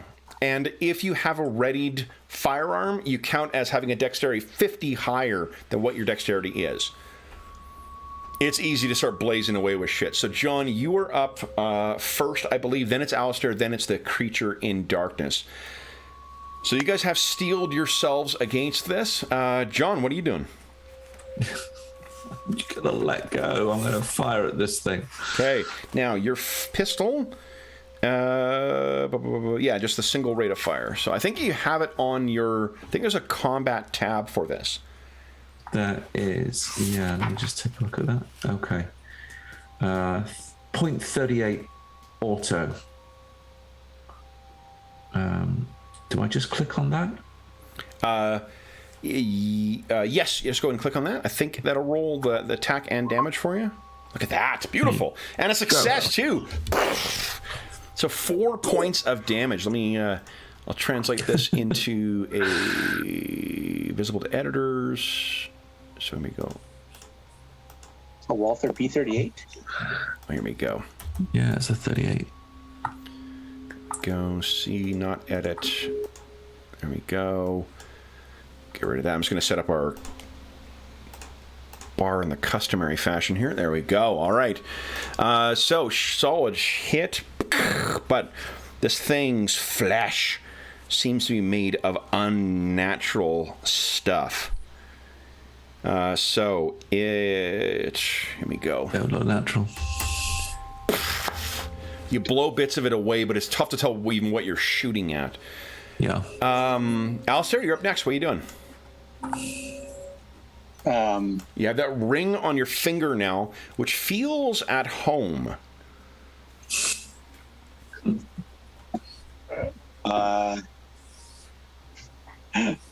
Hold up the shovel and say, "You shall not pass." No. You could do that if you like. No. Why don't you give us an occult roll quickly first here? I have no idea what I can do. I'm an author. Oh. 95. How are you an occult author with only a 5 in occult? Apparently you're bad at this. Oh my goodness. That's 65 in my skill. Oh, why is that saying it's a 5 then? That's weird. I noticed the 5 popped up a bunch of times in some of my skills. Oh, okay, hold on. So what is it? Let's see. Maybe there's something going on here with your character sheet. Let's see. No, I want Alistair, so I want. So Alistair. What's going on? So set it regular. It also did that when I rolled a history. Oh, yeah, right. Okay, so hold on. Let's see. I'm just going to roll occult for you here and see if I've got something. Yeah, see, mine's rolling properly. Why on earth is yours? You don't have edit mode open, right? No. And your roll options at the top, is it set to regular? Yeah. Maybe try hitting it again. See if it's fixed it somehow. No, once again at 5. Rolling floor. Why on earth is it doing that? I'm not even sure where the options are here. See your heart stream. Let me make this roll here. Okay, so it's failure. Anna's not pleased with this either. Okay, enable dodge calculations, enable hit points. Yeah, so all that stuff is set to right. Not NPC. Roll bonus dice, yes. Roll behavior, no bonus dice, select. Yeah. I don't know, maybe close your character sheet, Dave, and open up again. Okay. See if that makes a difference. I'll put this back to regular here. Because it's working for me. I don't know why. I just don't know the sheet well enough. Because it was working before, right? Like we weren't always seeing 5. It's only since you made that. It's only been on 2 rolls, on the occult and the history. Yeah. There we go. Beautiful. And a hard success. All right. So, Alistair, what you can tell, what you know, think of like any of your real world knowledge that you have of sorcerers and their pets and what you've learned in this cellar. You can apply all of that. Sorcerers and their pets? Sorcerers and their familiars or summoned demons. And what I know about them. And the importance that you've heard your ancestor, Wizard Milton Blackwood, write about with respect to the ring. That I am... you know what? I'm going to try and command this creature to... stay. Okay. Because I am a Blackwood and I'm wearing the ring. Okay. Give us a power check, please. Power. Beautiful. Nice. So what you say is, first off, I do need one more sanity check for you because tapping into the unnatural is never good for you. Hard success, though, so you only lose 1 sanity from this. No, I'm sorry, you lose... Wait. Yeah, only 1 sanity. But, Alistair, what do we see? As you command this, the ring responds, the sigils on the floor respond, and the creature in darkness is pulled back beneath?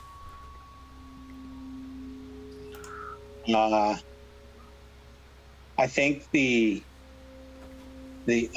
strange weight of the ring was the first sign that this is not just an heirloom of some ordinary thing. And we had talked earlier about how if a Blackwood wears it, then maybe I'll be safe. And I think he just, all the occult stuff that he reads and writes, and maybe he believes a little more than the average person that something outside of the normal is possible. And it just struck him as, I can't do anything except I'm a Blackwood. Okay. I can do everything. So there's a flash of color coming from the ring, that same like pinkish purple. There's a flash of the runes as well. And there, I think, John, if you look over, there maybe is even some of that light dancing in Alistair's eyes ever so briefly. Maybe it's a reflection. Trick of the light kind of thing.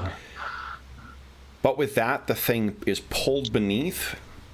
And then as soon as the last tooth-filled tentacle disappears, the lights go out.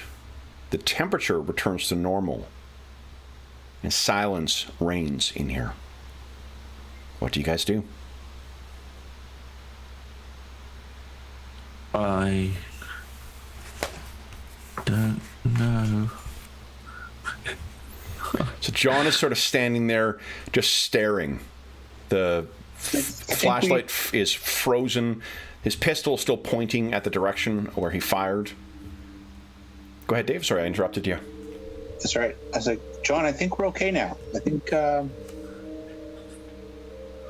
don't like this. I'm going to step back, further back away from... and almost reflexively, I feel to the top of the shelf that's there and pull the knife that's at the top of the shelf. Yeah, you reach over there and you've got now a dagger, which appears to be some kind of ancient and engraved dagger, something very old and very out of place down here. Almost ceremonial. Okay. Alistair, you make your way over. What are you doing? I'm gonna start climbing the ladder. John, it's time to go. So you get to the top, and you recall that horrific force that was being pushing down on this thing. Yeah. It gives way. Light shines down once again. John, where is that dagger? I'm bringing it with me. Okay, so it's like secured inside you. It's not... Yeah. Okay. You guys climb up, and you very quickly find yourself back in the cabin. Why do I think that only opened because you're a Blackwood with the ring on? Yeah, so he says that, and what you can hear is now the sound of one or two birds outside. But the look that Alistair gives back to John, what is that? I think it's kind of a knowing smile. Okay. That this is kind of meant to be. And with that, guys, we bring part one of our double feature to a close. We have concluded the adventure called What's in the Cellar. So we'll take our mid-session break right now. I'll have to send you a link to the second adventure, but let me ask you this, guys. We have two options. Is our second feature here going to bring us to 19th century Egypt with a British expedition, or is it bringing us to a Depression-era boarding house in 1931 Providence, Rhode Island? I'll let you think about that between now and when we return. We'll take our five-minute break here, and then we will start part two of our double feature. So, and congratulations, Dave, for playing your first Call of Cthulhu adventure. Woohoo! Nice. For those listening at home, we'll be back momentarily to see what our next feature is.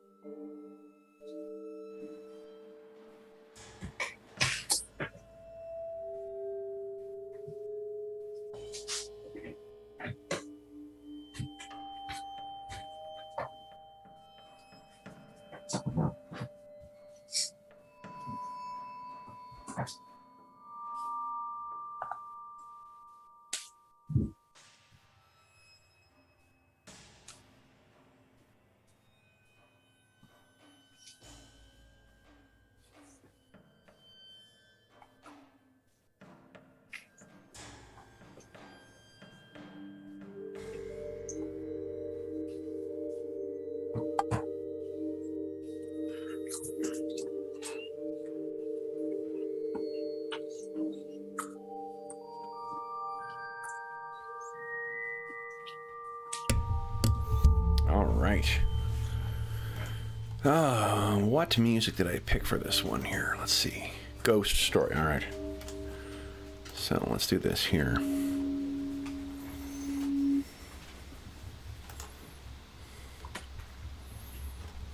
Oh, actually, now I can't see where the guys get back. Let me get back in there. Okay.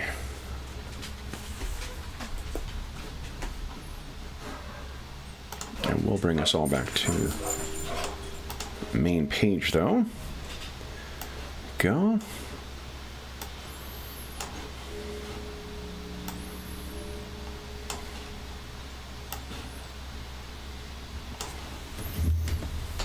All right.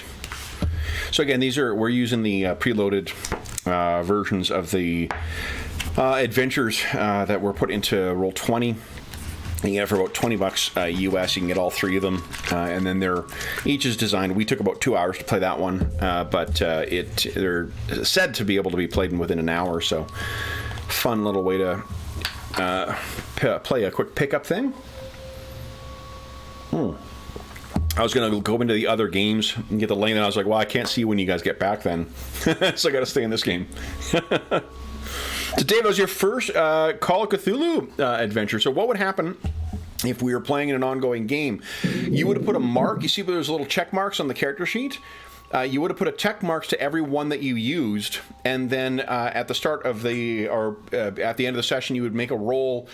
And if you roll over what your skill is, you would gain points in that skill. So like lower level skills, you gain them more quickly. I think it's like 1d10. No, maybe it's less than that. I don't remember offhand how much it is, but that was that. So, gentlemen, are we going to Victorian era Egypt, or are we going to Depression era Rhode Island? What do you think? Any preference, Dave?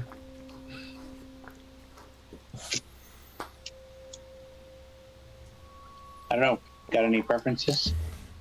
I don't know. I wondered if to make a nice contrast, we might head back in time to Egypt. Nice. Okay. Okay. All right. What could possibly go wrong in Egypt? All right. Curses and mummies and whatever else. The name of the Egyptian adventure is the Necropolis. So let me do this. I will, I'm going to post a link to the Necropolis in our Discord server, and then I will swap over to that one. Let's see here. There we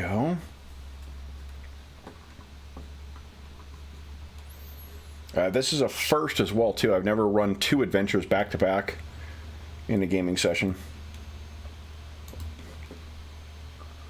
There we go.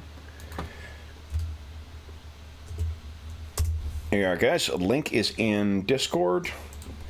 Let me swap games here.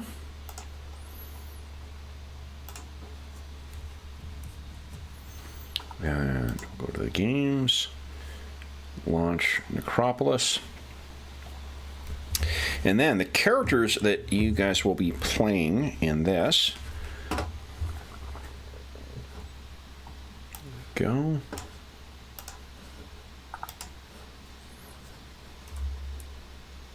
Let me make an adjustment. Oh yeah, the sound is. I turned it off on mine. Let's adjust this thing here. There we go. There we go. Yeah, I can hear the thunder here now too, Dave. I'm hoping it helps cool it off. It was 28.5 in my house when we started playing. Ugh. It's been a scorcher the last couple of days. It's been really too hot to take Anna Banana for wrong thing, for a stroll for any in daylight hours, because it's just that black fur is not comfortable. Yeah, we've got 31 in the UK. So oh my God, that's crazy. Yeah. Okay. Yeah. It hits like 31 or 32 here today, and we're going to have 28 to 31 for the next week. Yeah. But my house doesn't have AC, and it's supposed to be because it cools off at night. Yeah, it's the thing, like, before we started seeing changes in local climate here, like, no one had AC because we just didn't. Summertimes we would have like maybe one stretch of really hot weather, and now we get like whole months where it's like between 25 and 30 every day. Not comfy. Okay, now the choices, folks. Let's see. One of the neat things is the game, each of the adventures, it tells you sort of like what are the necessary players. So like if you've got from 1 to 4, which ones are sort of the necessary characters to include, and the ones that are kind of like gravy. Fewer than 4. Okay, so one of you guys is going to be playing. I want you to brace yourself for this. This is a really out of the box character here. You're going to be playing an archaeologist. And someone else will be playing a professor of languages. So who would like to play? And I'll let you take a look at the stories. I'll give both of you guys access to the characters. Let me bring the characters up to. Whoopsies. Here we go. Up to the top here. I'm easy, Dave. You want to pick one? Graham, do you want to play Dr. Jones? And I'll. Okay. This is about 40 years before Dr. Jones's time. But I see where you're going here. Let's see here. So, well, it kind of looks like him on the Gateways to Terror. With the hat and the satchel and. Oh yeah. Okay, so everyone can see now, and Graham, there you are. You have access to your archaeologist. Oh yeah. And then Dave. And then what we'll do is I actually have not read these character backstories yet, so. I'll let you guys read the backgrounds for each other, and then we'll dive right in here. Okay, so there we go. Dave, you should have access to your professor of languages now. So, Graham, I guess first, so we need names for each of your guys. We need to know what they look like. And we need to roll for luck as well. 3d6 times 5 is how much you get. Let's do the luck thing. So the way luck, at least in the pulp version, works is that same thing as if you were raising a stat. When you spend luck throughout the game, start of the next game, you make a roll. If you roll over your luck, you get a lot of luck back. If you roll under your luck, you get like 1 point. Graham, let's give you one more try once again. You need to roll at least 10 or higher here. You are too kind. There you go. Roll 20 really has a sardonic sense of humor.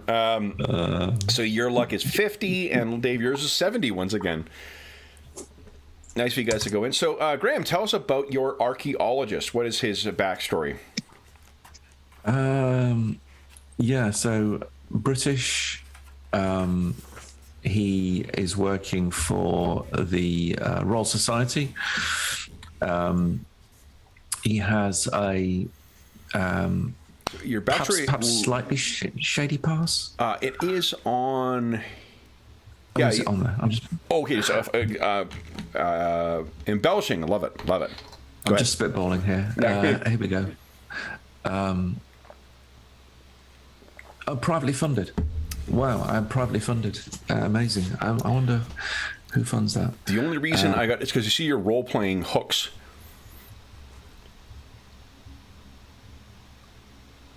Okay. This is last chance. There is an element of desperation to this endeavor. No, I'm going to find something. So forgive me. So what do you think here? What is it you found, or what is it you've your backstory?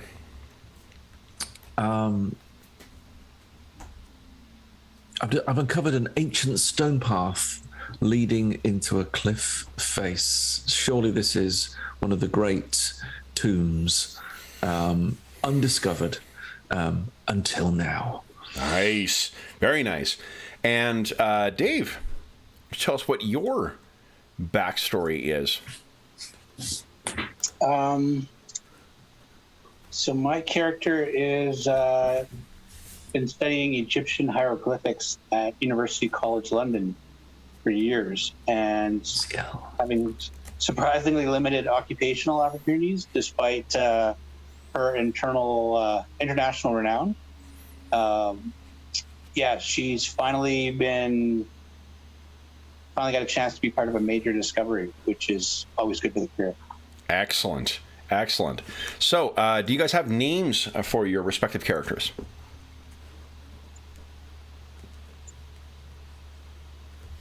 I think. Yep. Let's do that. Okay.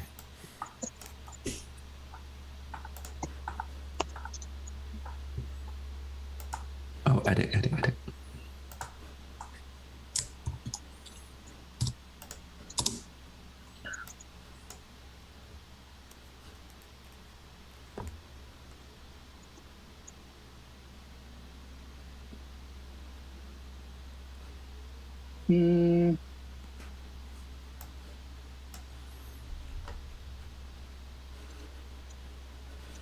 Okay.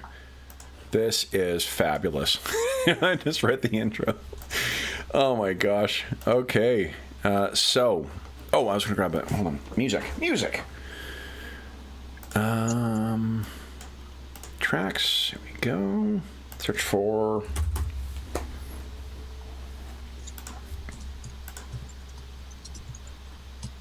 Here we go.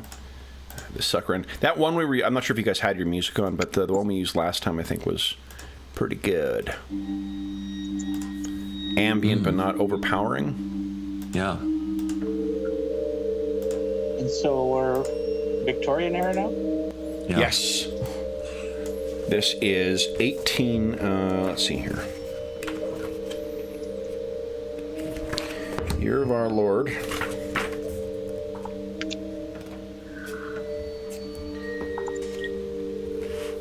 It's good to get that. Oh, no, this is 1924. Sorry, this is way later than I thought. Oh, right. Okay. This is well after the golden age of things.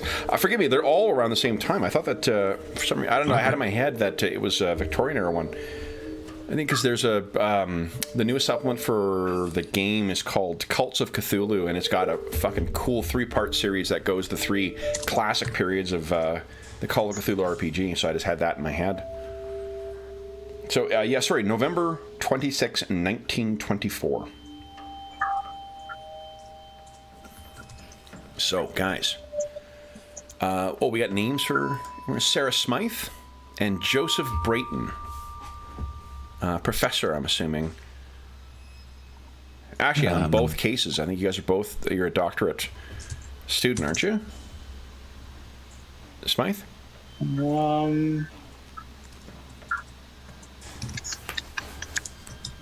Looking here. Oh, I wonder if I've got something while you guys are getting it set up. Let me see if I can find something Egyptian. I'm gonna turn my music down. Yeah, sorry, it's probably quite loud. Getting a little Harry Potter on me too.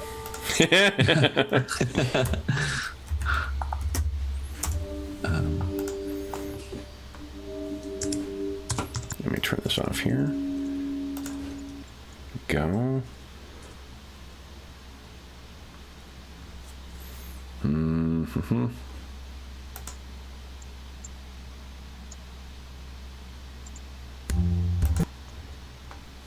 That'll work. Oh, nice.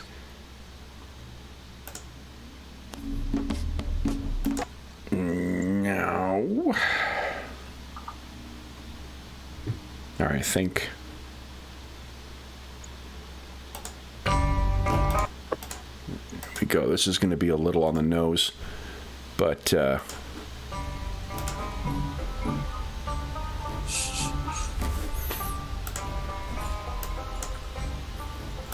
okay. So then, guys, our story opens. Allow me to share. Bring us to the Valley of the Kings.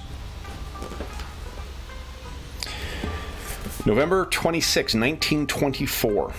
You've been working tirelessly with shovel, spade, and trowel in the Egyptian Valley of Kings. The sun beats down upon you as you carefully unveil the facade of an ancient structure cut deep into a cliff face, buried by the sands of several millennia. Your party of contracted laborers works like busy ants, and soon a doorway is uncovered. You stand proudly at the top of 13 steps that descend to an entranceway covered by a large stone slab. Oh, did we lose Dave? Yeah, I accidentally closed the wrong window. Oh, okay. I had the video thing set up so or the image displayed so it was all up, and it was up, and then I put it down, and then you were gone. Yeah. So, guys, what do you tell us a little bit what we see? Let's go in reverse order what we did last time. So, Graham, what do we see with Dr. Brayton? So it's a flurry of activity. There'll be lots of people on the dig, I'm assuming. Yeah. And it's that moment where I just say back, and I sort of come forward and sort of examine the front very, very carefully. It's that moment of discovery, and you know, there's wonder and awe from everyone around as they look at this incredible portal entrance. And what does Dr. Brayton look like? Is it doctor or professor? It's doctor. Doctor. And I have a picture. Oh, nice. Okay, I can up there. In fact, he's a real archaeologist. Oh, you guys both? Oh, look at this, guys. He's some pro players I play with. My goodness. He apparently he looks like the inspiration for Indiana Jones. Oh, nice. Let's see here. Just delete. Okay. I'll. So quite clean cut. Yeah. I'm going to say surprisingly young. And with a slightly fevered, desperate look in his eye. Nice. Okay, so here is... I'll get this out here. There we go. Nameplate. Just see it. And for no reason whatsoever, give you some hit points here.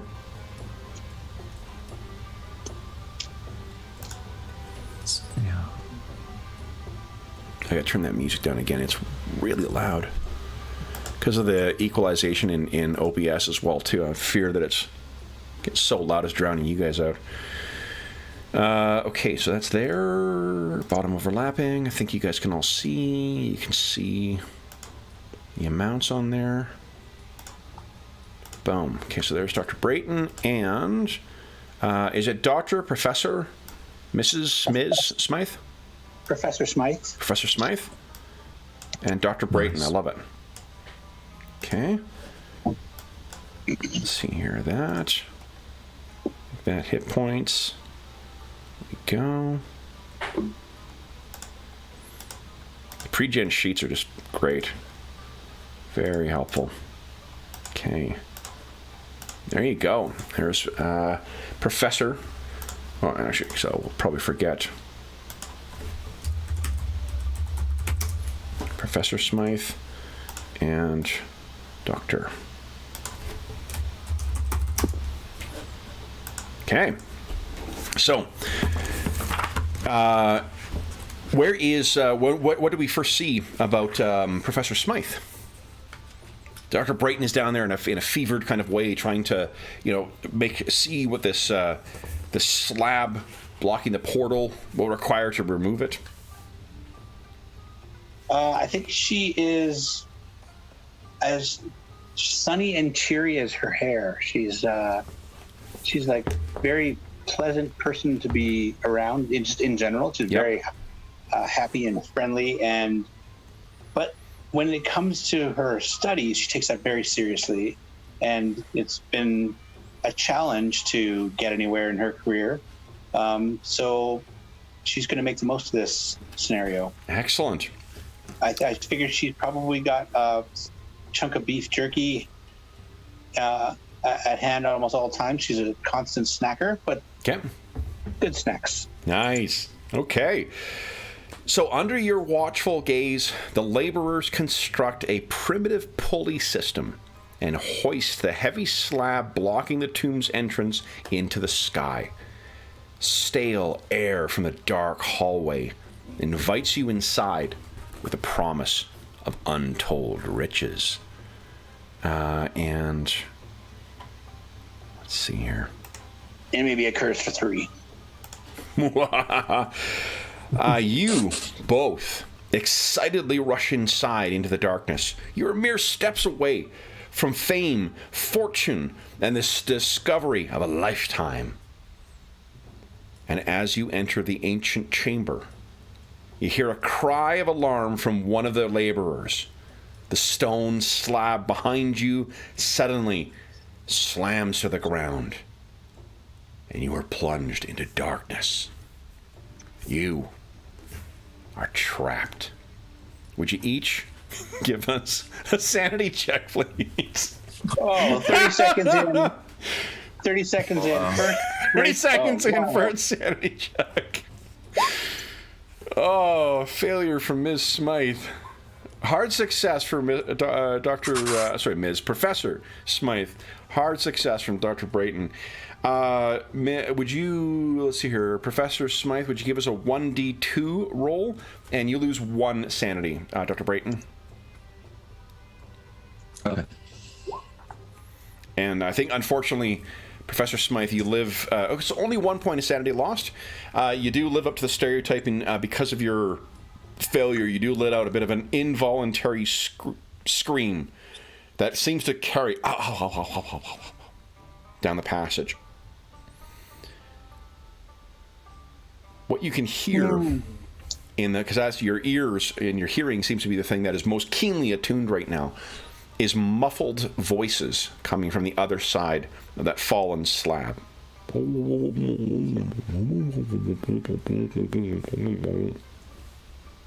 So is it like a trap? We've sort of effectively... You could give us a listen check if you want to try and figure out what's going on. Yeah. Give it a go. No. Ooh, you want to push your luck? Or not push your luck, but push it? No. Okay.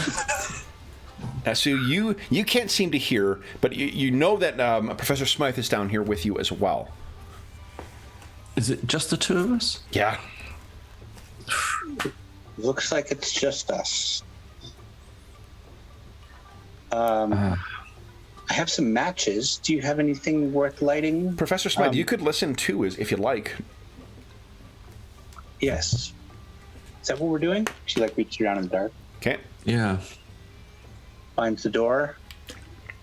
Gives the old listen check. No, not the Latin check. Be better at that. Oh. What's you Latin, as well? Library. Latin law library and listen. No. So you're listening there. You unfortunately cannot hear. You could push that roll if you like. Sure. What the heck? The heck? So what? Smythe. Did you hear something from deeper into the tomb?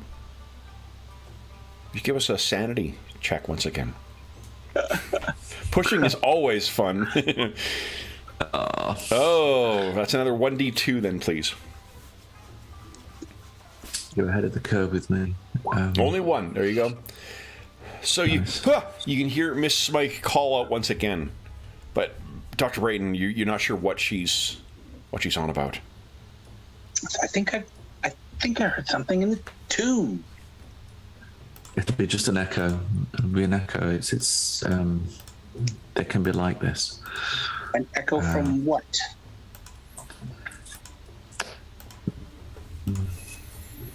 We're the only ones down here. That's not what I heard, but okay. So, Dr. Brayton, I believe you have 4 candles on you. 4 candles? Yes. Okay. I think it's on your character, your signature or whatever. 4 candles as opposed to 4 candles. 4 candles and matches. Each of those candles, will burn for 1 hour. I do indeed. I guess I light a candle. And what you see, so suddenly light comes first from a match, Professor Smythe, and then you see Dr. Brayton light this, and this is what you see before you. It's the passageway. Wow. Now, allow me to quickly set something up here. I'm not sure. We have another map in this as well. I just don't know if it uses dynamic lighting. Okay. Let's see here. It does not. I don't think. So give me 2 seconds here. Unless... Unless... Hold up. I have an idea.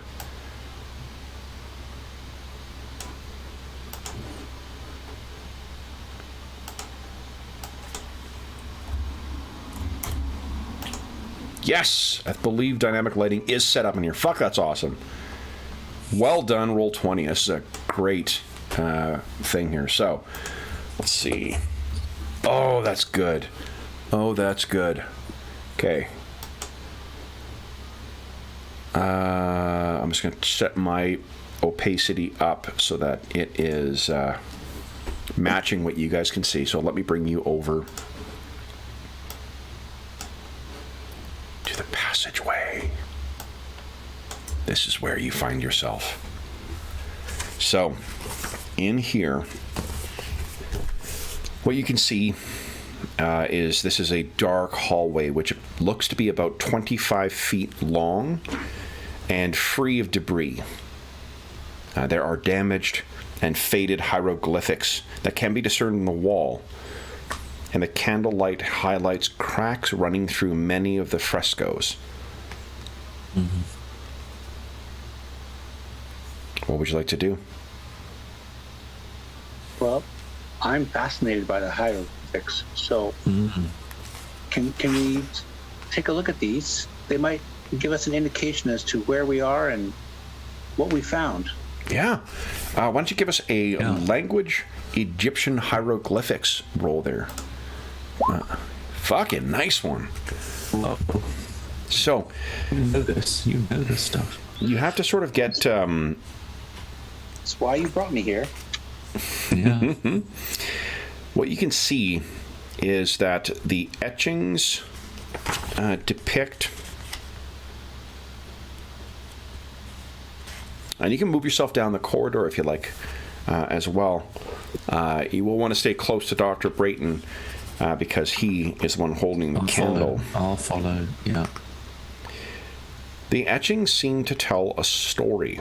It takes you a little bit of time. Like, you do have to clear it off, and there are cracks in the walls as well.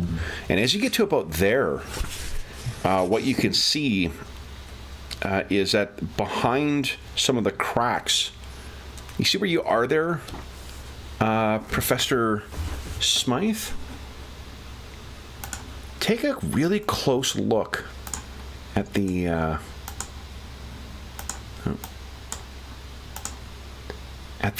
one on the left there.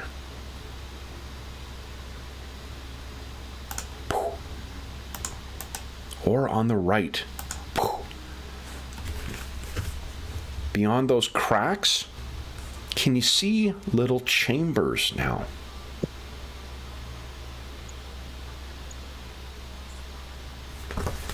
Not really, because the light source probably needs to move up. I'll come forward. Yeah, come this way. You can see a crack here. Like right here. It's like a little gap in the... Yeah. Oh, yeah. I think I can see that. So, I can barely see a little bit of the... yeah, it is what you can see in there. And when you hold the light up, there are mummified, what looks like dogs in there. Oh. Only Kev didn't love dogs so much. I love them into the afterlife.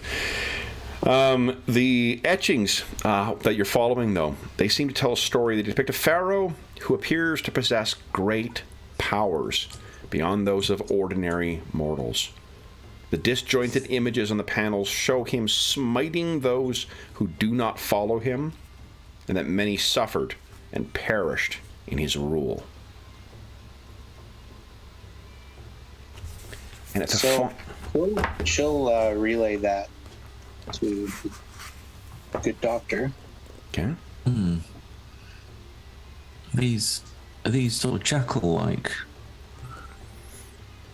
Perhaps the child was buried here?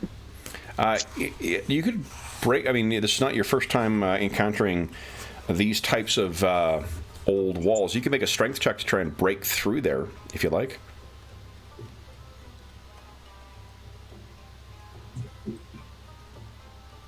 Yeah. Okay. There you go. Nice. Yep. Yeah. With a bit of effort, a section of the entire facade comes away, revealing small openings 2 feet wide and stretching 4 feet into the rock. Each houses a small linen-wrapped package with a painted wooden dog head protruding from the bandages. I can't believe you just did that. You can't make an omelette without breaking some eggs. You know. She pulls out her notebook and starts writing down some notes. I've got to remember what this said. This could have been important. You can see, Dr. Brayton, the candle seems to be wavering just a bit in here. Is it an airflow? Yeah. It's not clear. But the air definitely does feel thin or stale down here. What if you move it along the wall to see where it changes the most? You can feel free to move yourself up and down the passageway, guys. Okay. So I'm sort of thinking like Anubis or sort of jackal masks or something. I don't know. Ooh, what's that? Oh, well, What did we look find at here? that. That is a small ornate table, pieces of plaster, and a gold chest sit. And then, Professor Smythe, you may want Dr. Brayton to go forward a bit. You can make out, you may be nearing the end of this passageway. Oh, yeah. Yes. There is an arch there. Oh, yeah. It's a sealed archway etched with symbols and hieroglyphics similar to those seen on the door slab at the tomb's entrance. Several sections of plaster, this ornate table, and the gold chest sit in front of the archway, but the items seem to have been dragged through a large hole that's been chiseled from the bottom left-hand corner of the plaster wall, hence the stacks of plaster sections. A crouching adult could probably fit through there. Is this recent? This looks... What do the hieroglyphics mean? The hieroglyphics? It's more of the same, celebrating the same unnatural pharaoh. Okay. She'll relay that. Are you entertaining the idea of going through that small space? Oh, yes. All right. I certainly am. Is this new? Is this a new chiseling? Is there anything fresh about the chisel marks? Are they long old or? You can give us a spot hidden check. Let's see what you can discern from it. Worry about. If you've got another skill you feel will be more appropriate, you can suggest that as well. Otherwise, we can just go with spot hidden. Let's have a quick look. Well, if you've got I think your knowledge of the tombs. Let me take a look at your character sheet here. Got history. Archaeology. Why don't you give it an archaeology check? Archaeology. Yeah. I might do it. Yeah, that's not too bad. Awesome. Hard success. So it one of the things, in spite of all the precautions made with by the ancient Egyptians to keep their tombs safe from robbers, it's not uncommon to find ancient, evidence of precisely the kind of tomb robbing that became a problem from the Victorian era through to the early 20th century. This, it doesn't, studying it by light of candles, this looks to be quite old. This looks like it would have been burgled for quite some time. The reason you think that is because the table itself is pretty desiccated. But curiously, that chest, that golden chest, that's got to be worth a fortune. Okay. I'm going to let you back in here. Wow. Okay. Yeah, my phone's going to die here soon. So No, sure. No problem. No problem. Oh, you hear me about the... that's right, it's not in this one. I think I still got it. There you go, Dave. Zoom link? Yeah. Okay. So yeah, if you try and even push this, Dr. Brayton, it's got to be almost solid gold. Wow. Yeah. So I almost breathe a sigh of relief. As if to say, Nice. I've got something. And the excitement of it probably propels me forward. Okay. Incidentally, does the box open? Is there something in it? Dave, can you hear us? Oh, Can you hear? sure. We can hear you. Yeah, can you hear us? Yeah. Okay. So there was a curious thing, Professor Smythe. Dr. Brayton, before going through, seems to have observed that golden chest there, and after doing so, he sort of slumps onto it and sighs a noticeable sigh of relief. Sigh. What's with the sigh of relief? Oh, just it's always good when you risk so much to find something. What have we found? Well, I wonder if this box opens. The box. Or is it just simply a... It does open, but there's nothing of interest within. But it's heavy, and it's gold, and it's magnificent. Wonderful. Okay. Okay. Then who would like to go through? I'm curious about this pharaoh and his powers or things that he did that were beyond the normal. Being a god on earth type thing and being able to exhibit actual powers. Those are different things.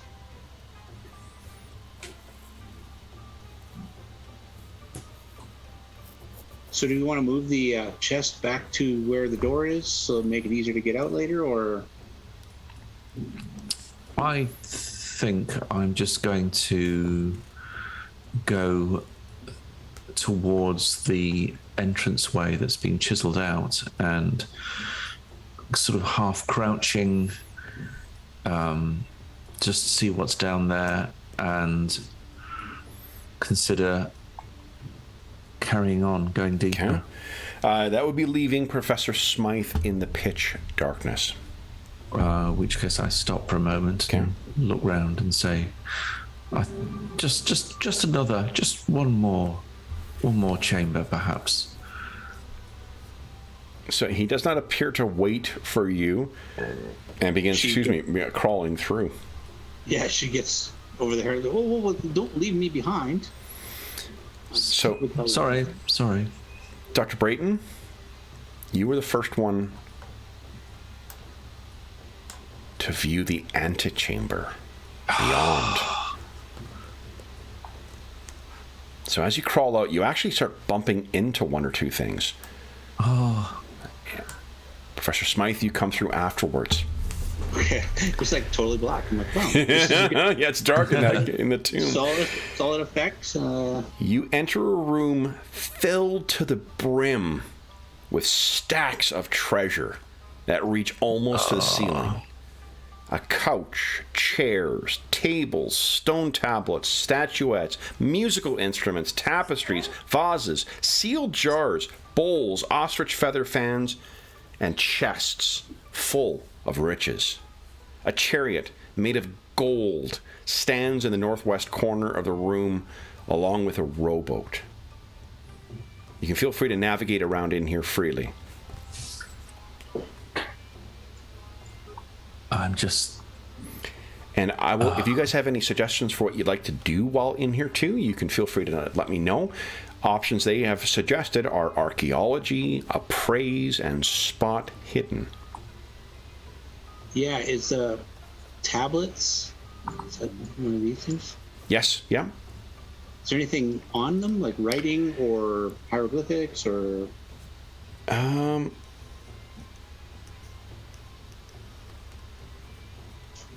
You can make a hieroglyphics check for us, yeah, or the ancient Egyptian language.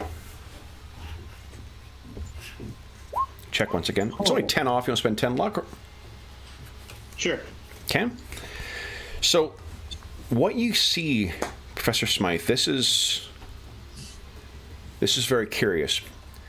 The hieroglyphs are one of those things that, while there have been some changes over time, for the most part, you know, if you are able to locate the general era, you're able to understand the context that they imply.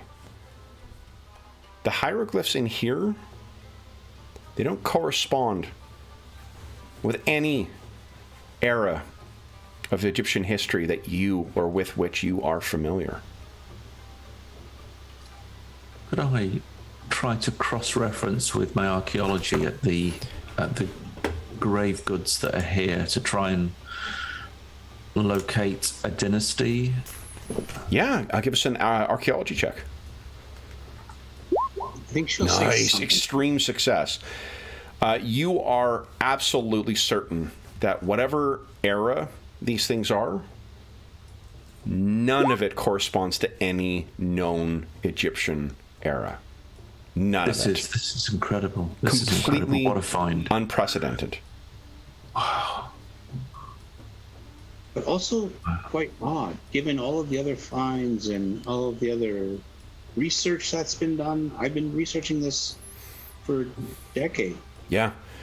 There also appears to be an archway leading into another room, an annex. Here. Are there any carryable trinkets? Oh, yeah. In here? Yeah. Tons. Gold items, stone tablets, jewels, combs.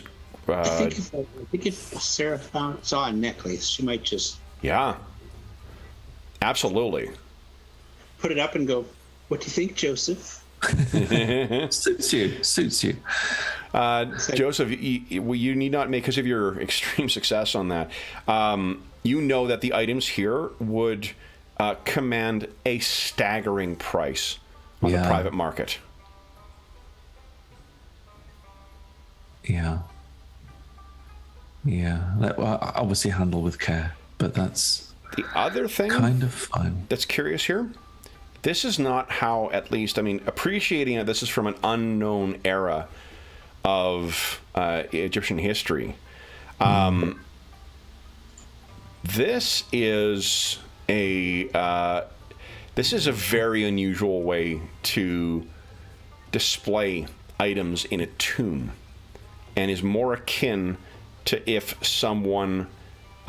tomb raiders were trying to make, or robbers were trying to make, an efficient way of taking stock. It's almost as if they stacked everything here in preparation for moving out to the next chamber.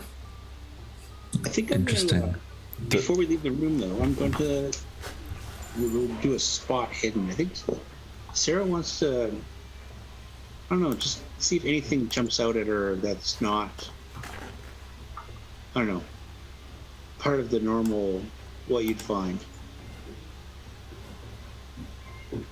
Okay. Nice.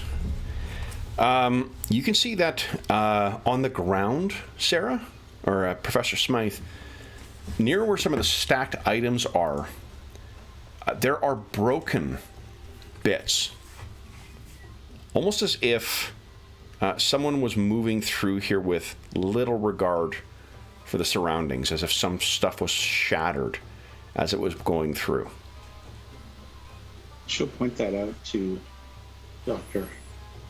And if you're a tomb robber, sometimes, time is of the essence, so you want to get stuff out before people notice that you've broken into a tomb. But the damage here, when she points it out to you, Dr.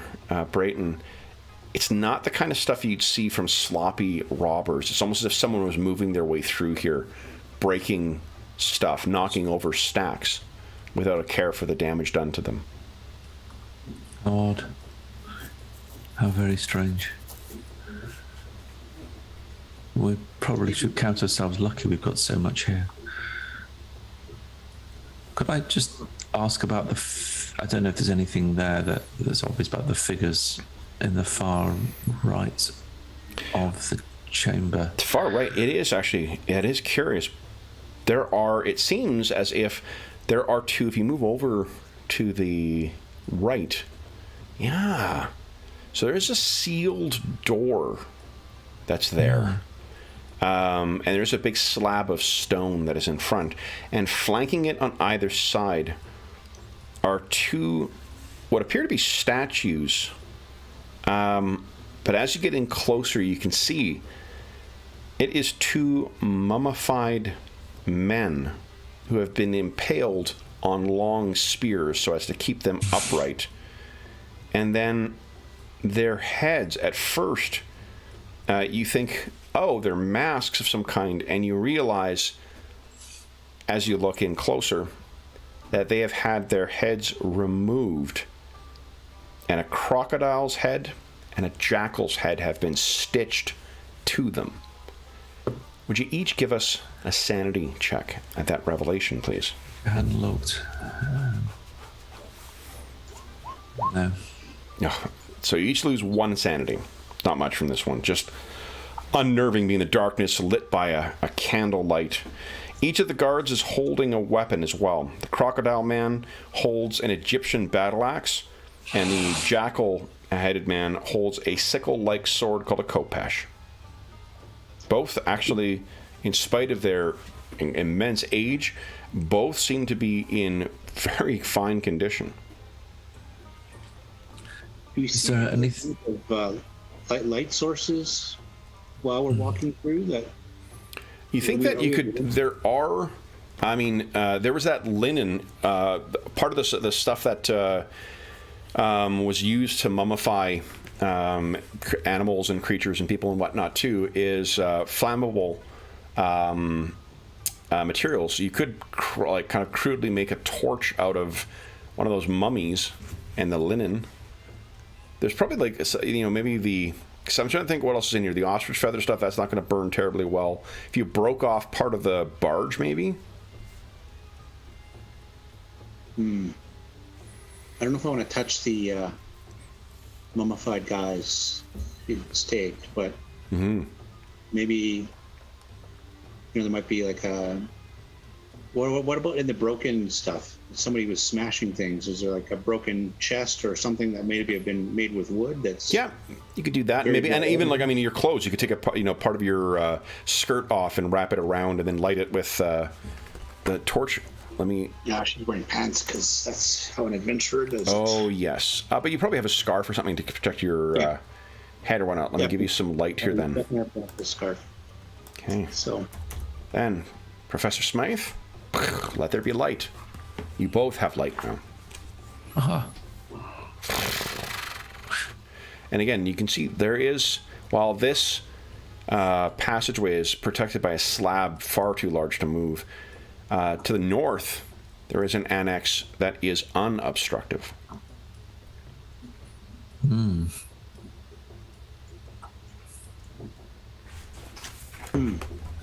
So this is damaged? That is open. It's damaged. Has it been created? Let's see here, the door to the annex.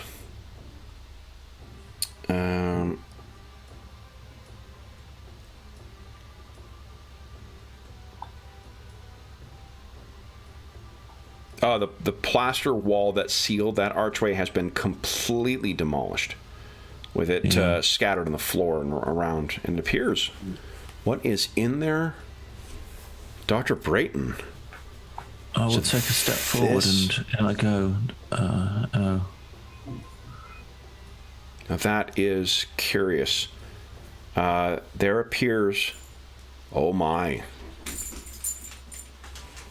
What? So compared to the antechamber where you were before, this room is modestly filled with religious artifacts. The walls are lined with 3-inch high funerary cones made from clay. On the southern and northern walls are 2 large murals, while the eastern wall is a shrine on which stands an inverted 5-foot-tall golden ankh. Hundreds of golden tendrils reach out from the symbol. While the tentacles are motionless, they nevertheless give the impression of movement and are distinctly unsettling to look at. You're setting quite the tone, Kev. That's quite the description. Block text. You can feel free to each, or either of you, or both of you, can give us history, language, Egyptian hieroglyphics, or occult rolls. And you can both make a try at this. Hard success. Professor Smythe, you know that the Ankh is a symbol that represents life for ancient Egyptians. However, the inverted aspect and the reaching tentacles speak of willful desecration and malign intent. And the large mat at the base of the shrine, there is a human skeleton dressed in decaying tatters. And beside this corpse are a satchel and small sack. Now, there's a lot to look at in here. The mural on the south wall, the mural on the north wall, both of those archaeology, history, or occult, or language hieroglyphics could be beneficial. What are you guys thinking? You can examine the skeleton, you can examine the satchel. I think I'll examine the skeleton and the satchel. Okay. The skeleton, why don't you give us a first aid or medicine check, please? I'll try first aid as I have something in it. Okay. But no. So that'd be 20. You could push it, or you could spend luck. I will. There's some basic information you're going to get from this. What you do know, let me tell you what you know right now, and you can decide whether you want to risk the further information. Yeah. The skeleton's ribs are crushed, and the skull is fractured. One or both injuries are likely to be, either one of those would have been a lethal blow.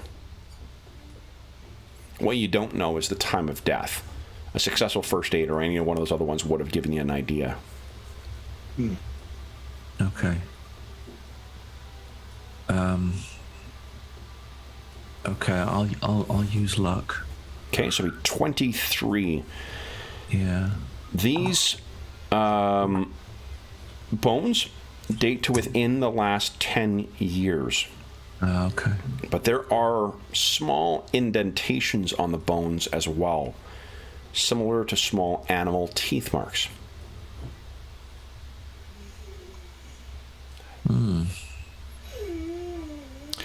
The satchel.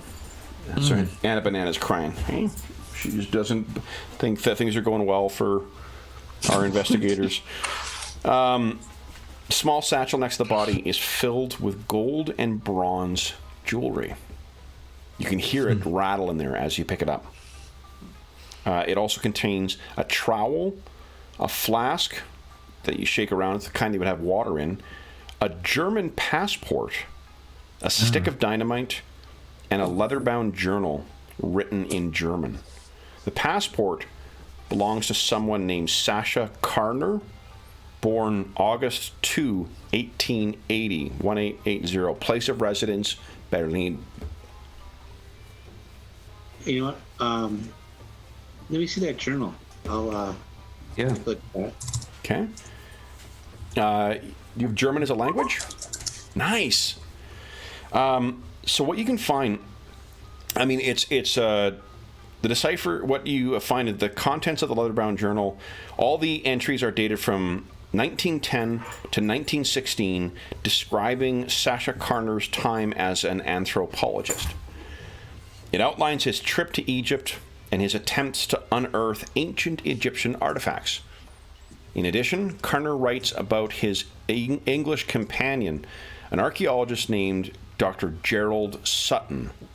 There are many entries outlining the difficult work environment due to the Great War, and Karner often praises Sutton for his assistance in dealing with the English authorities. The last 4 entries appear to be of the most significant. And now, I get to give you a handout. Feel free, Dave, to read these aloud for us. And there are more clear versions down below, too, if you scroll down. Oh, okay, yeah. So, 7th of August, 1916. I'm going to move into a different screen so I can zoom in a bit. Okay.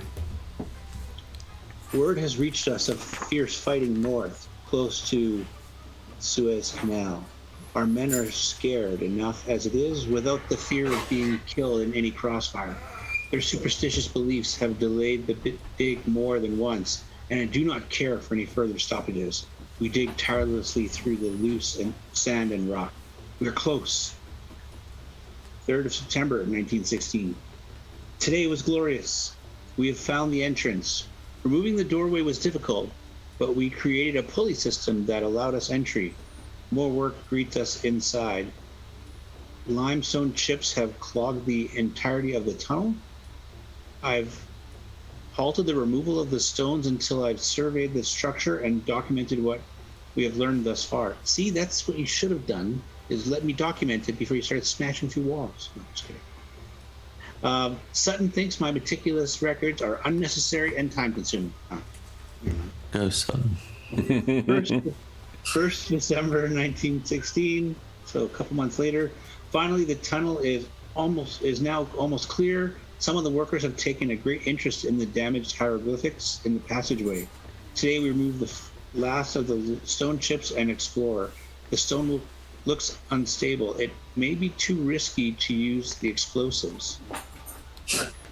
Days later, Sutton is dead. The local laborer attacked us and broke his neck when he refused to be forced inside the tomb. Forced inside the tomb. Beware the children of the Sphinx. I plan on waiting a couple hours in the hope they have gone. I'll gather some of the jewelry and then make my escape. This place will not be my tomb. I can hear noises. Something else is here with me. Do you think they locked us in on purpose? Yeah, I have that worry now. I thought it was an accident initially. Yeah.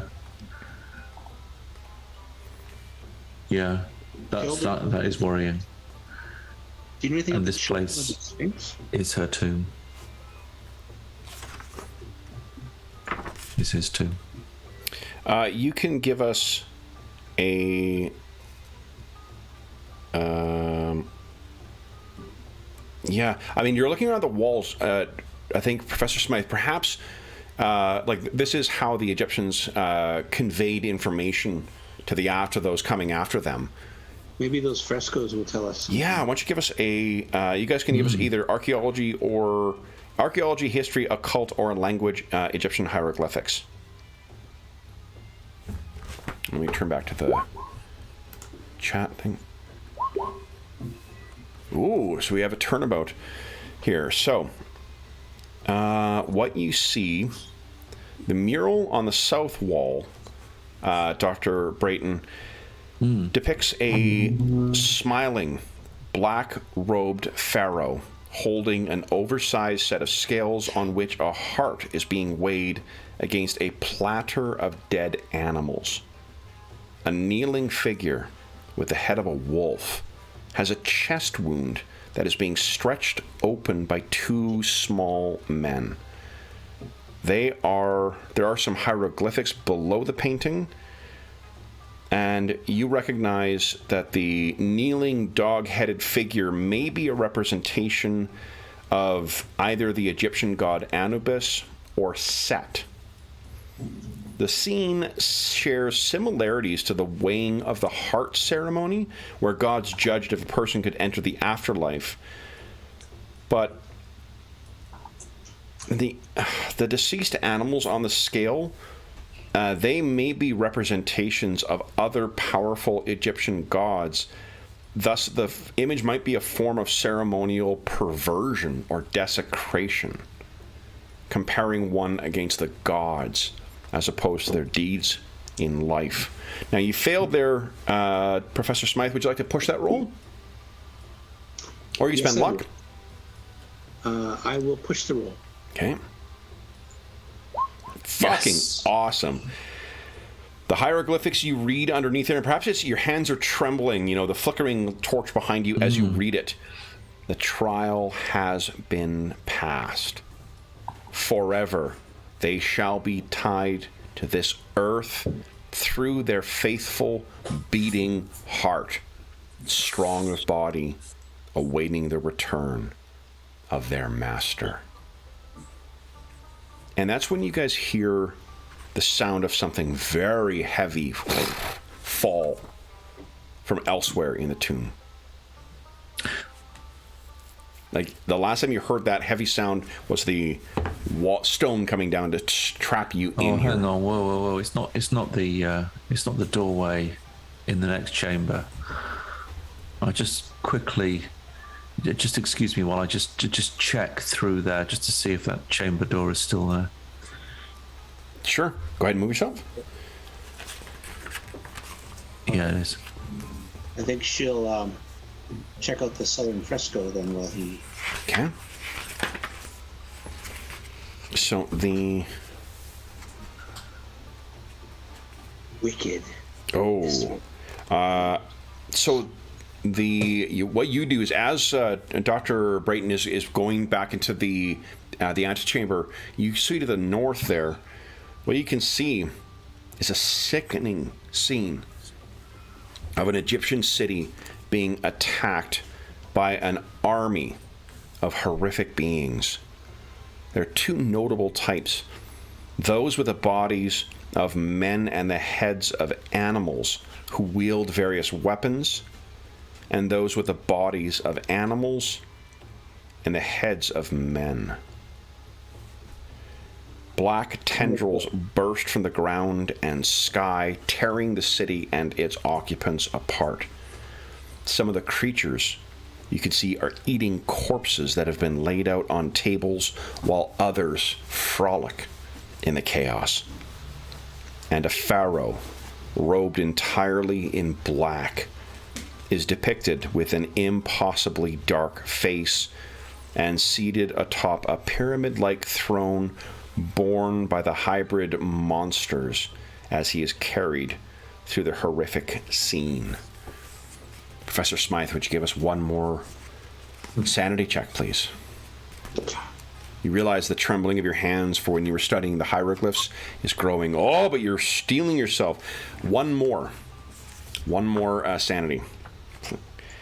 So as you head into the, I think, unbidden Professor Smythe, there is a word that comes to your lips that you whisper, and you pray you never speak again, ever aloud. Nyarlathotep. And you can give yourself 1 point in the Cthulhu mythos skill. Dr.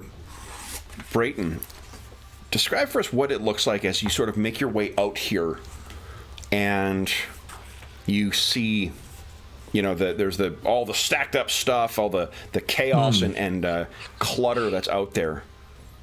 What do we see as you're sort of trying to locate the source of this noise? Yeah, I'm just wildly throwing around the candle a little bit and just looking all around me, almost sort of in a circle. Yeah. Why don't you give us a listen check, please? Oh, come on. 20. Let's go. You want to push it?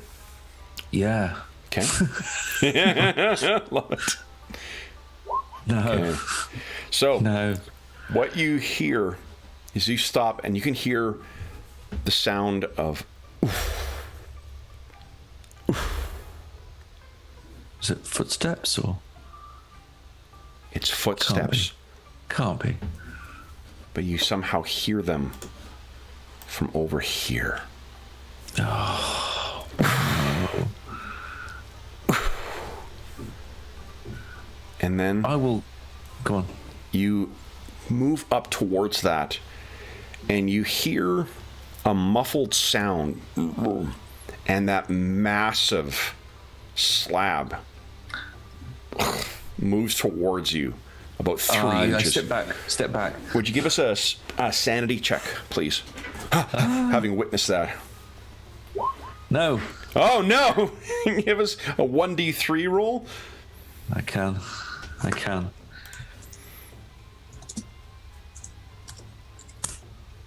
Another 2 points of sanity. Professor Smythe, you've just spoken that word, and you hear Dr. Brayton call out in the other room. What are you doing? What's going on? Oh, and this, incidentally, Rush into the doorway at least. here's the treasury, guys. Ah. Nice. And, oh, check this out. This is kind of cool. In a sense of the corridors you're going down.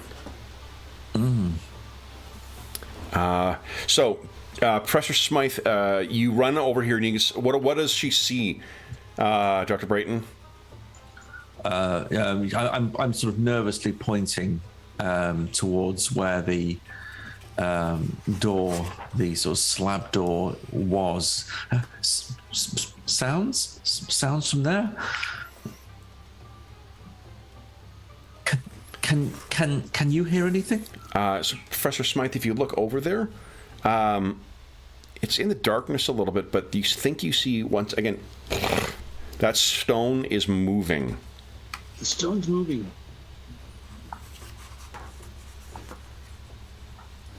And then the stone is suddenly propelled forward. Let me show you this. Here.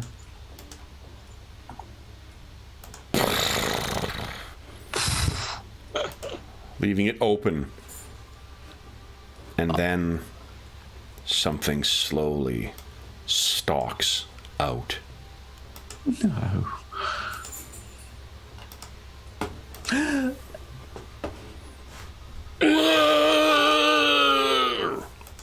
It cries out. You know at a glance that this is the beast from the hieroglyphs. Thousands of years dead, but now returned. Allow me to quickly set this thing up here. There we go. There we go. Now, anyone want to guess what the next thing I'm going to ask for is? Sanity check. Sanity check, baby. All right, if you could kindly each at the horrific wrongness of this thing. Can we both do it? Can we both? We can do it. No, nice success. Oh no, Doctor. He teeters on the edge here. All right, now remember, you can't spend luck to soak up your sanity loss as well. So this thing, a failed check on this. The abomination awakens. And the abomination has... There we go. 1d6 sanity points on a fail, 1 on a success. So you lose 1 more, Professor. And then this thing stalks out. All right. What is everyone's dexterity? No one has a gun out right now, I don't think, right? I have a small brush. That's all I have. So you have a small brush, Professor Smythe. I do not believe you have a firearm. But what is your respective dexterities? 50 and 45. So that is then Dr. Brayton. You were up first. What would you like to do? This thing is not quite out beyond the barrier yet. I've sort of failed my SAN roll. I'm. You can still act. It just means like until you lose 5 in a go, or until you run out of sanity, you're still good to go here. Okay. I will shout, "Let's get away!" And I will sort of head towards the exit that I know of. Okay. So you race over towards that. Why don't you give us a... Let's see here. Let's see how fast you can move. Where's my character sheet here? There we go.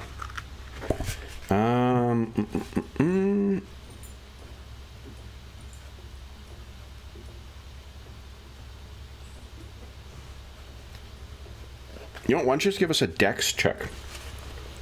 Sure. Yeah, we'll use that. No. For now. Ooh. You want to push it? The pushing would mean you would knock into something and fall down. I'm in very much a push mode. I'm just trying to get away. Please let me know. Oh, no. So Dr. Brain slams into some stuff, goes down, suffering only minor abrasions. Give us a 1d3 roll. That's how much damage you take. Then it is Professor Smythe's turn. Professor, what are you doing?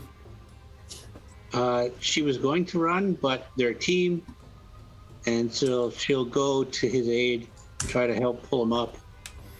Oh, nice. Okay. So yeah, so your action. Why don't you give us a strength check so you can pull him up and get moving once again.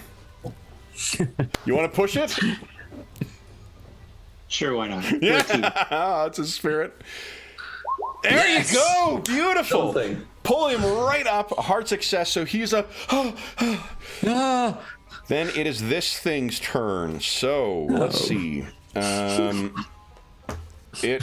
Lord. Oh God. You realize in its hand is an enormous Khopesh. Oh. So it stalks forward. Would you each give us a luck check now? This is how we determine who gets attacked. Wow. Critical success! Beautiful! Ridiculous. And a regular success. So critical success beats out, which means Dr. Smythe, you are going to be hit. But with a critical success, you know what I'll let you do is I'll make this contested. So I'll let you both roll defenses. So here's the way this works in this game is you can choose. I don't think you've got anything in your hands. So this is just unarmed combat.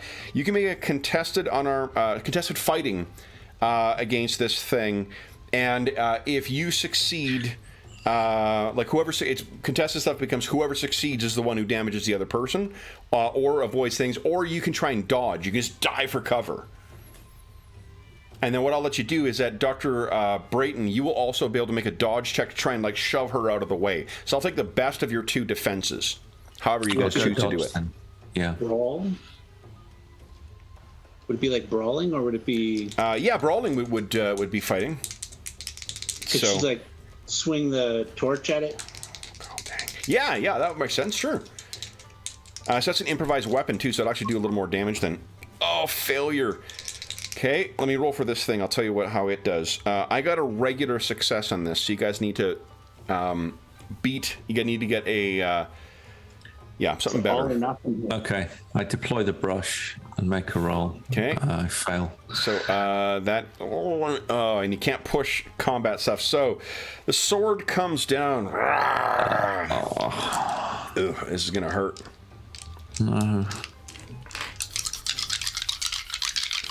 Now, what you can also do, you could spend 30 points of luck. So you spend all luck, 30 points minimum, to avoid certain death. Oh well. And speaking of which, you can spend luck to during combat. So you can't force the rolls, but like if you've got 35 luck, Dr. Brayton, you could make that a success. Actually, you would need more because you need a better success. I do not. I have So this is 27 luck. Yeah, it's a huge. It's 17 points of damage. So that would kill Dr. Smythe. Okay. So unless I have 56 or 60 luck left. 60. Okay, so you throw yourself wide. You have to spend. Yeah, let's say 30. That's good enough. So you are hurt, but you have 1d6 plus 1 hit points currently. Wow, you throw yourself back. I took 1d6. No, you have now 1d6 plus 1. That's how much you've got remaining. It's for scraping by, luckily getting out of your near 3 hit points left. So this is a, this thing would have absolutely killed you, but luck got in your way. I think Dr. Brayton, when he tried to shove you, knocked over one of the, the big tall ostrich feather things, threw the swing of the Kopesh off just by an inch, so you are badly hurt, but not dead. This thing would have cut you in two. Dr. Brayton, you're up next. What are you doing? Okay, so quick judgment. Do I think that the girth and size of this thing will fit through the hole that we went through? Oh, it probably... I mean, it wouldn't fit without really squeezing, but this thing is all pus and bile held together with straps and tatters of linen. I am going to just simply play British Bulldog and try and run round it and go into the chamber that it came from. Nice. I will remind you, I believe, still have that satchel on you that has a stick of dynamite. I do. Okay. So I'm going to go to the... I'm going to go to the other side of the block that came flying out. Yep, sounds great. So why don't you go ahead and give us... let me see here. I'm going to find quickly what it is. There is actually some pretty great rules for chases in this, unsurprisingly. Let's see here. I don't think you don't have a movement stat, do you? I don't think so. I don't think so, no. So I'll let you make either dex or strength. Or dex or con, let's say. Yeah. They are the same, so it's a good solid 50-50. Okay. Toss the coin. Come on. Yeah, 16 luck. I am going to burn that luck. Okay, so what do we see as you race past this screeching abomination? I actually sort of tuck and roll, and as it sort of throws its Kopesh around, I sort of bundle under in between its legs and come out the other side, kind of running, sort of tuck and run. Run, to me, I shout. Okay. So go ahead and move yourself into the abomination's chamber. And then, Dr. Smythe, what are you doing? Oh, let me get rid of that. He just bolted off, and I'm going to follow. There it is. Okay, so give us same thing. You can use Dex or Strength, Dex or Constitution. Nice. So you, having narrowly escaped your fate before, you go racing past and into the burial chamber here. Now, what you can see in here, there's this massive sarcophagus that almost fills the room. 7 wooden outer shell casings have been torn apart. Their splintered remains lie strewn about, revealing an open sarcophagus made of gold. That entire thing is made of gold. A pair of wooden oars stands in the far corner of the chamber. And that is about all you can see. Oh, and there is... Yeah, the chamber carries down some distance to the south. The abomination will go next. I'm going to try and pursue you. So I'll make a strength check here. Got a success. This thing is... Oh, boy. Come in. Dr. Smythe, would you like to dodge? No. Yep. Okay. Oh, so I cry. Yeah, you're the closest, unfortunately. Yeah. Okay. I'll sort of cry, Sarah, into the sarcophagus. Okay, go ahead and give us a dodge check here. Come on. Yes! You beat him! All right, nice. So narrowly, he swings this massive khopesh, and it sparks fly out as it sinks into the wall. Dr. Brighton, you're up next. What are you doing? I jump into the sarcophagus. Okay. With in my hand, but not sort of almost lit, is the dynamite. Okay, so you jump in there. Professor Smythe, what are you doing?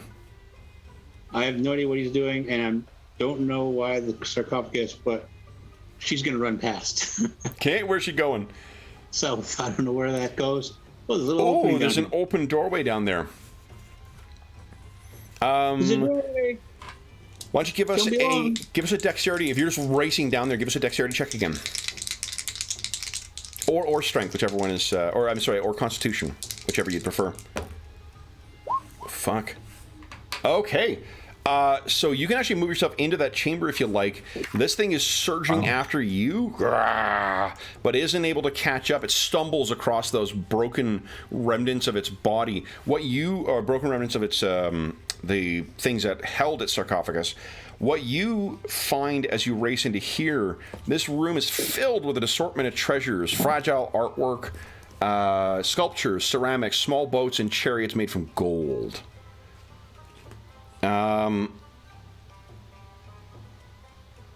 Yeah, that's basically all you can see right now. And then it is Dr. Brayton's turn. What are you doing, Dr. Brayton? I'll throw the dynamite and duck and then go into fetal position inside the sarcophagus. Okay. I think throwing dynamite. Let's see what it'll be. Oh shit.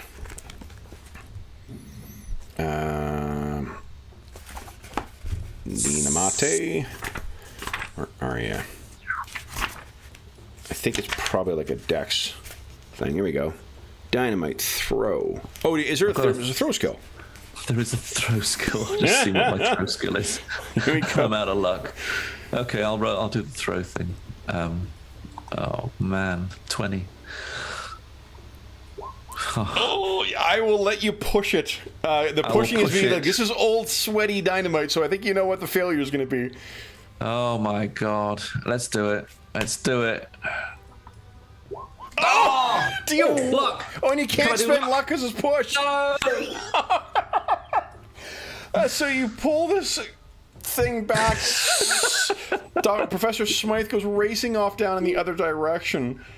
And then, oh my gosh, how much damage does this do? Oh no. I hope you have some luck to stay alive. 4d10 damage. Could you give us a 4d10 roll, please? Oh, I can. Oh well. That's actually... You might live through that. Holy shit. 14 damage. So you're 6 over? Yeah, hold on. I can't remember... because I was reading it earlier today. And let's see here. Combat, here we go. When you are... here we go. 0 hit points.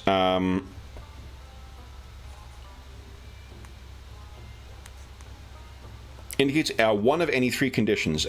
If only regular damage has been taken, you do not die and you will heal in time. You will take a major wound now, too, actually. What that means is that you immediately fall prone. Can you give us a con check? Unlikely. Yeah. No. No, you can't spend luck on this if you have it. I haven't enough. Oh, shit. So you're blown back, you are unconscious, and you are dying, but you're not actually dead. I'm not dead yet. Oh. So, Professor Smythe, you hear this massive explosion from behind you. But here is one of the upsides. Is if you look behind you, the abomination seems to sort of stagger and wobble because the sarcophagus has also taken a huge amount of damage. Dr. Smythe, what are you doing? Golden shrapnel. That's actually an outstanding point. You know what? Hold up. I think, yeah, this thing is within distance. It actually would take the damage as well. So look at this.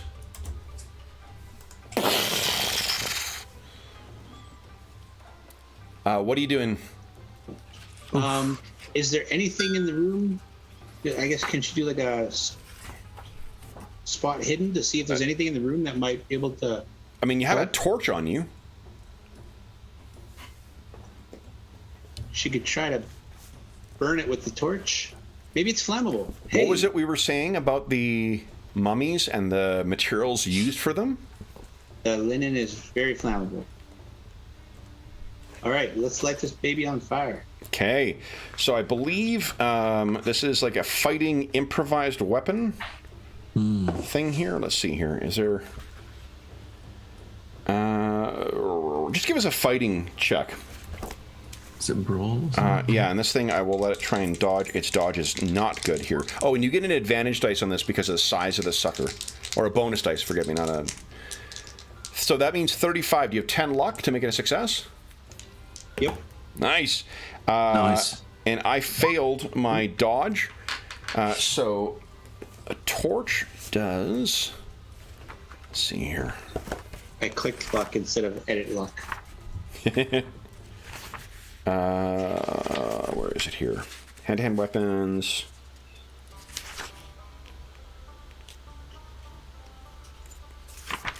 Let's say it does...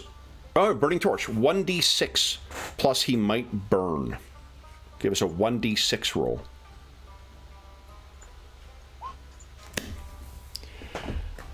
Dave? Allow me to share with you the information on his token.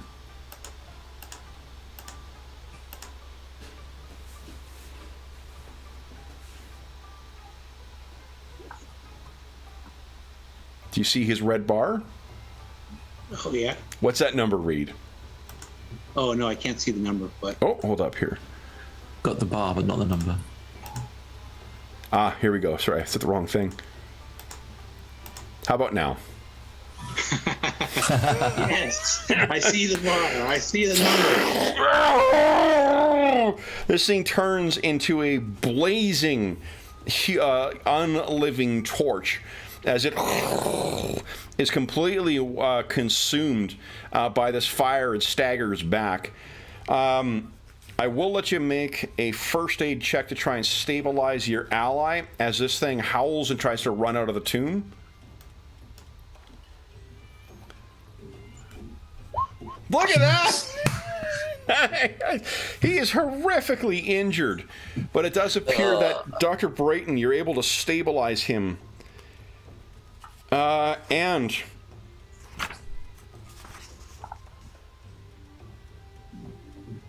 here's what I can tell you. For one thing, each of you, we did not do this in the last one, each of you gets to roll 1d6. If you could roll 1d6, please. And then add that much to your sanity. Oh. Because you defeated a creature of the mythos. What you find if you eventually follow this thing, there's scorch marks all the way from here to the front entrance. And pushing its way, it has pushed its way past that massive thing. When you guys finally get out there, it is nightfall has happened. All the betraying laborers have departed, but you guys are able to find a tiny little crack from where this thing has pushed it out.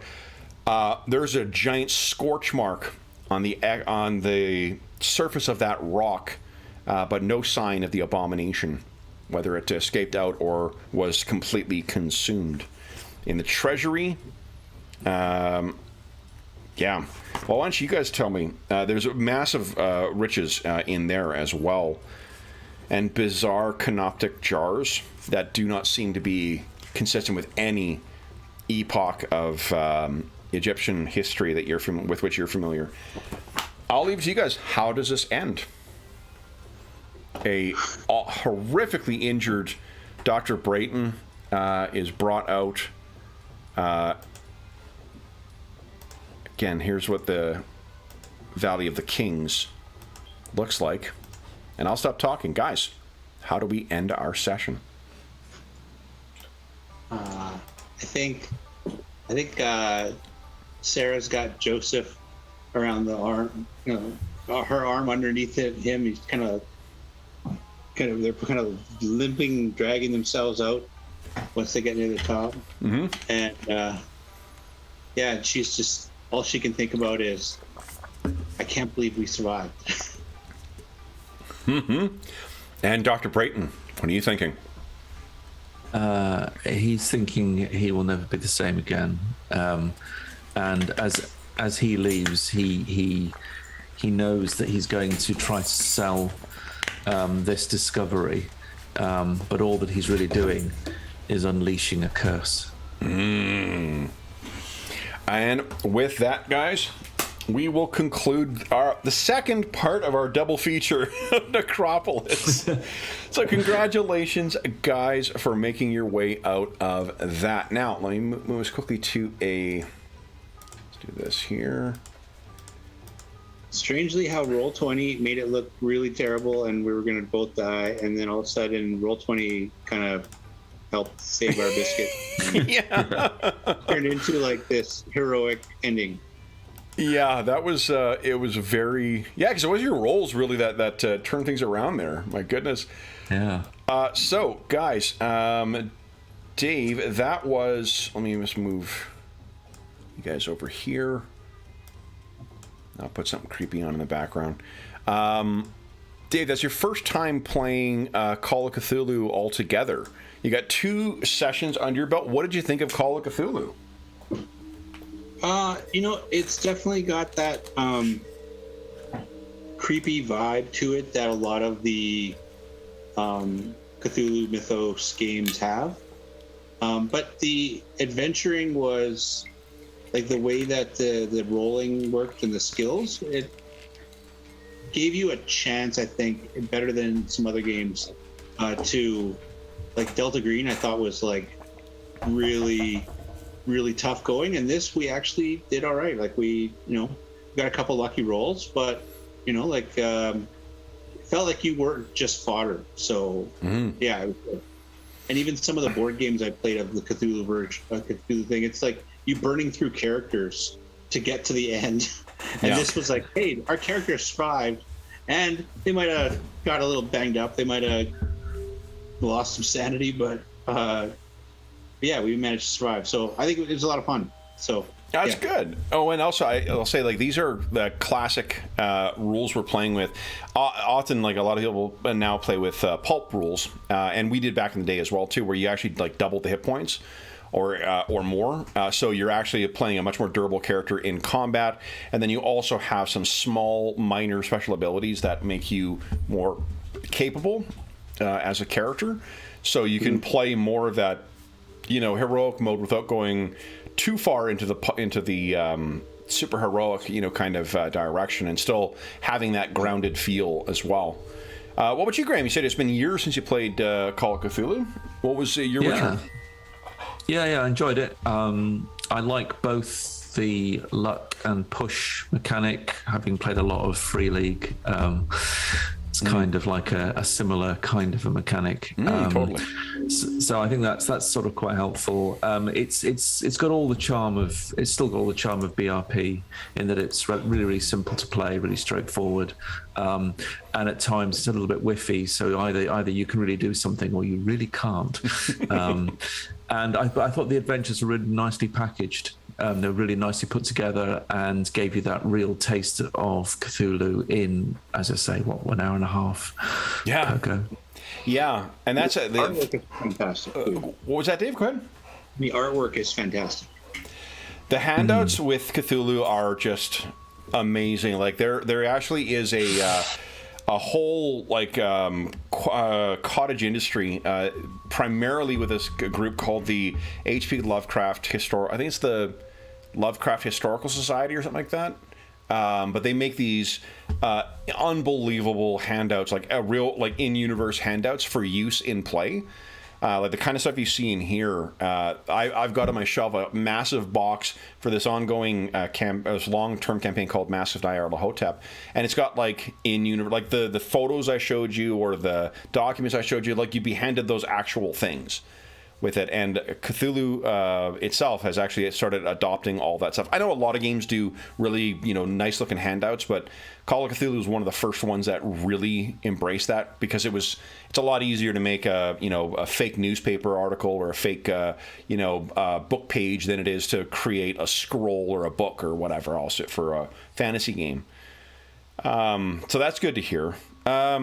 Yeah, I mean, like as far as like one-shot introductions to Cthulhu, Dave, did you find that you got a sense of what the game was all about? Yeah, and isn't there a third episode? Oh, there's still a third one in the 30s. Yeah, which you can tell.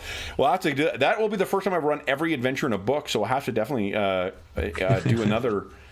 And I do have another short one too, so we could do another double creature feature for Grindhouse two-parter. That's awesome.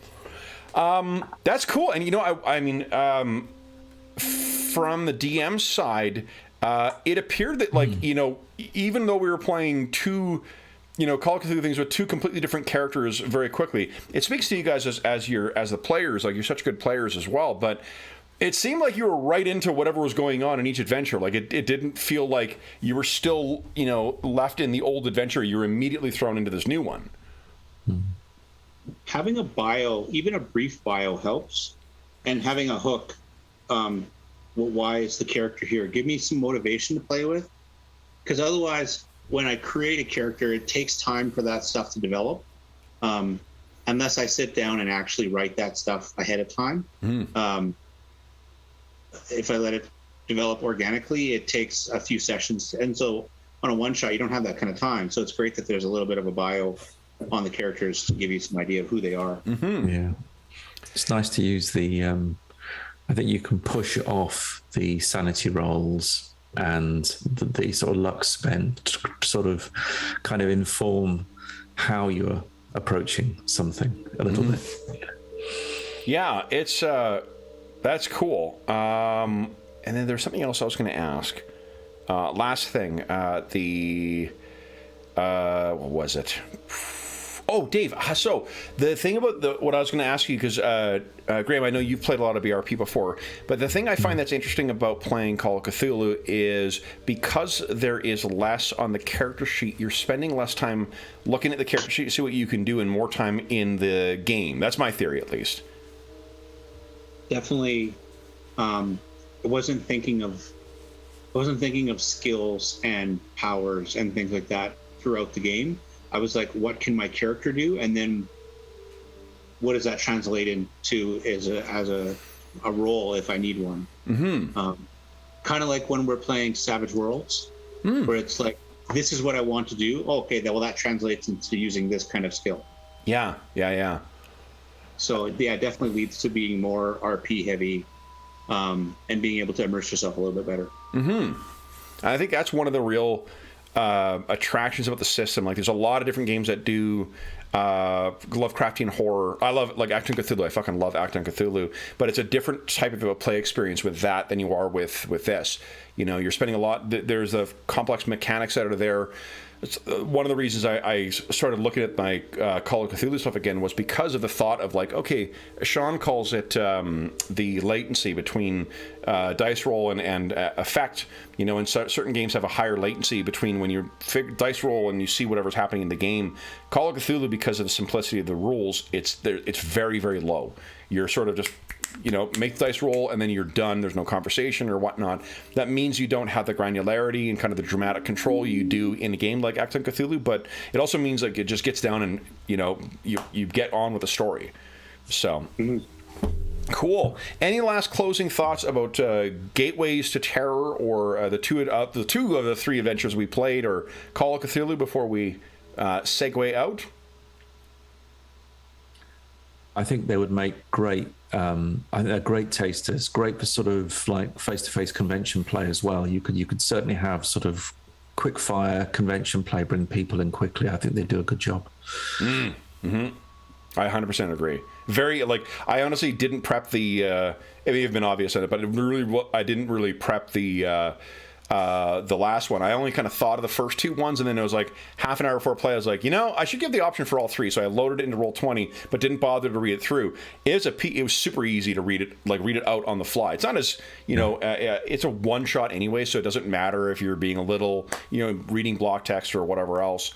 I never mind reading block text anyway, so I enjoy that stuff. But the first one in particular, I had time to prep for that one and think about potential issues. The second one second one we played was unbelievable. Like, you're trapped in a fucking tomb with a bit of a ticking clock. Like, I don't need to do anything more to add impetus to you getting out there and figuring out, you know, how to get out of there. So it's pretty great that way. But yeah, and Dave, any closing thoughts? Aside from them being well written too, like there was definitely, even when we're going through like the dead fellow's belongings, the German archaeologist, and it's like you're reading his journal and you read it, it's like, wait a second, they were trapped in here. They actually have a name for the people who put them in here. Like, oh crap, this was not an accident. Like, then it's like it goes from, oh, it's an accident, we got locked in this tomb, we got to find our way out, to, oh crap, we're being set up, we're all gonna die. And yeah, just there's a nice little piece of writing there. And that's something I love about Call of Cthulhu Adventures, is the atmospheric storytelling, in the sense that, like, you interact with your surroundings by, you know, investigating in city records or the library or the newspaper or whatever else. And as you do that, you're rewarded with learning more about what the fuck is going on. And it's never good. Like, it's never like, oh, thank God I'm whatever else. And that, to me, one of the reasons why I really fell in love with Call of Cthulhu as a kid was because it's so engrossing, right? Every new mystery is some new thing, and there's the element of danger that comes with it. You could blunt the danger, not killing you in one fucking hit, by playing with more of the pulp rules, but you just still keep that same measure of danger and threat in there. While still rewarding that kind of fun atmospheric storytelling of learning by going out and investigating. And it is old school in the sense that, like, in comparison to some of the games we run, like Cult. I love Cult, but Cult doesn't allow you to do quite the same thing. There is definitely a play of emergent play, but of emergent storytelling, like you play to see what happens. But it's not quite the same as there is here, where there's these wonderful handouts you get and these evocative descriptions of the tombs as you go through. And if you're deeper, into the lore of the stuff, Nyarlathotep is one of the one of the great old ones. And that whole thing of the black, pharaoh and whatever else, hardcore Lovecraft fans would know exactly what's going on. So in addition to being like, boy, it's kind of creepy, they would have that added, like, I am so fucked right now, reward. It's that theme park element that we talked about at the outset. But anyway, it is ridiculously early for Graham, so let's make with the outro here. For those listening at home, thank you so much for joining us for our Grindhouse double feature of Call of Cthulhu playing their outstanding Gateways to Terror adventures, at least 2 of them. As is always the case, if you have any comments, questions, or concerns regarding the session, the campaigns, or the games we played, I should say, or anything else, please, or the session, please don't hesitate to leave a comment in the comment section below, and we will endeavor to reply in a timely fashion. In addition, there's a link down below to the Dungeon Musings Discord server, where all of us are active, and we have channels there dedicated to most games we run on the channel. I don't have a Call of Cthulhu one there yet, but we'll see. In addition, there is a link down below to something called Heroes Save Villages. That's the charity fundraising campaign that we run on the channel. It benefits the SOS Children's Villages International Charity, and all money that is donated through that link goes to the to SOS Children's Villages International and to the over 80,000 orphan and abandoned children from over 130 countries who benefit from their services. As a small way of saying thank you, one of the things we do is we'll be having our next charity raffle in December of 2022, and one of the grand prize, and if you want to see what the prizes will be next time, first off, for every $25 that you donate, you get one chance to win the grand prize or one of the other great prizes. If you want to see what prizes were awarded in June's raffle, head on over to the Dungeon Musings Discord server and go to the Charity Initiatives channel. In addition, if you have donated since June 15, 2022, head on over to the Charity Initiatives channel and vote for what we'll be playing in our next charity session. Our next charity session is going to be another horror adventure, playing the All Flesh Must Be Eaten game, published by Eden Studios. And right now, donors are voting for what genre we'll be playing. We have a wide variety of different things, from sci-fi to fantasy to modern day to Old West to Kung Fu to whatever. Like, there's a bunch of different ones you can vote for. Head on over there if you've donated since June and cast your vote. On Sunday, we'll be changing over to the next thing, which will be which specific setting we'll be playing the session in. And then the week afterwards, you can come back and help vote on what our heroes will be. So this one is truly going to be crafted by our donors, and then will be played on September 6th. And I plan on devouring the shit out of a whole bunch of player characters. Second to last thing I will say is there's also a link down below to our friends at Noble Knight Games. Noble Knight Games is the preeminent retailer of hard to find and out of print games in North America. It also has a variety of new board games, card games, and role-playing games. But in particular, what I like it for is the hard to find out of print stuff. They have a whole library, and even if they don't have the game in or the book in that you're looking for, you can put it on a want list. And if you are purchasing $10 or more through their website starting tomorrow, August 13th, be sure to enter the code MUSINGS, MUSINGS, at checkout and save yourself 10% on your purchase. Noble Knight has been the source that I've used to fill a number of holes in my collection, so I'm very grateful to... are happy to share the discount code that they have offered for all of us. And I will be making use of it starting tomorrow, too. The last thing I will say is a huge, huge thank you to our stalwart players. Dave for diving in for a game he has not played before, and Graham for sitting up to ungodly hours to play not one, but 2 back-to-back mystery sessions. Guys, thanks so much. I can't tell you how much fun I had running Call of Cthulhu again. Thanks so much. Thanks, Kev. It was a lot of fun. Cheers. Thanks, Kev. Yeah.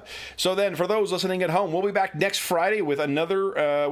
We're not keeping for right now, because we're still Fridays in the summertime have been difficult getting regular games scheduled. September we'll see some more stability come back. We're probably not going to have Saturday back on the schedule, but we will probably be running something next week. We just don't know what it'll be. So I don't want to tell people that it was one thing and then disappoint them with something else. So we'll see what's happening next Friday. Until then, we hope that we have given you a few hours and a couple sessions to a couple adventures, I should say, to take your mind off the troubles of our world and see what the troubles in this Lovecraftian, horror-filled world have uncovered. And until we see you again, stay safe, stay healthy, and happy gaming. See ya.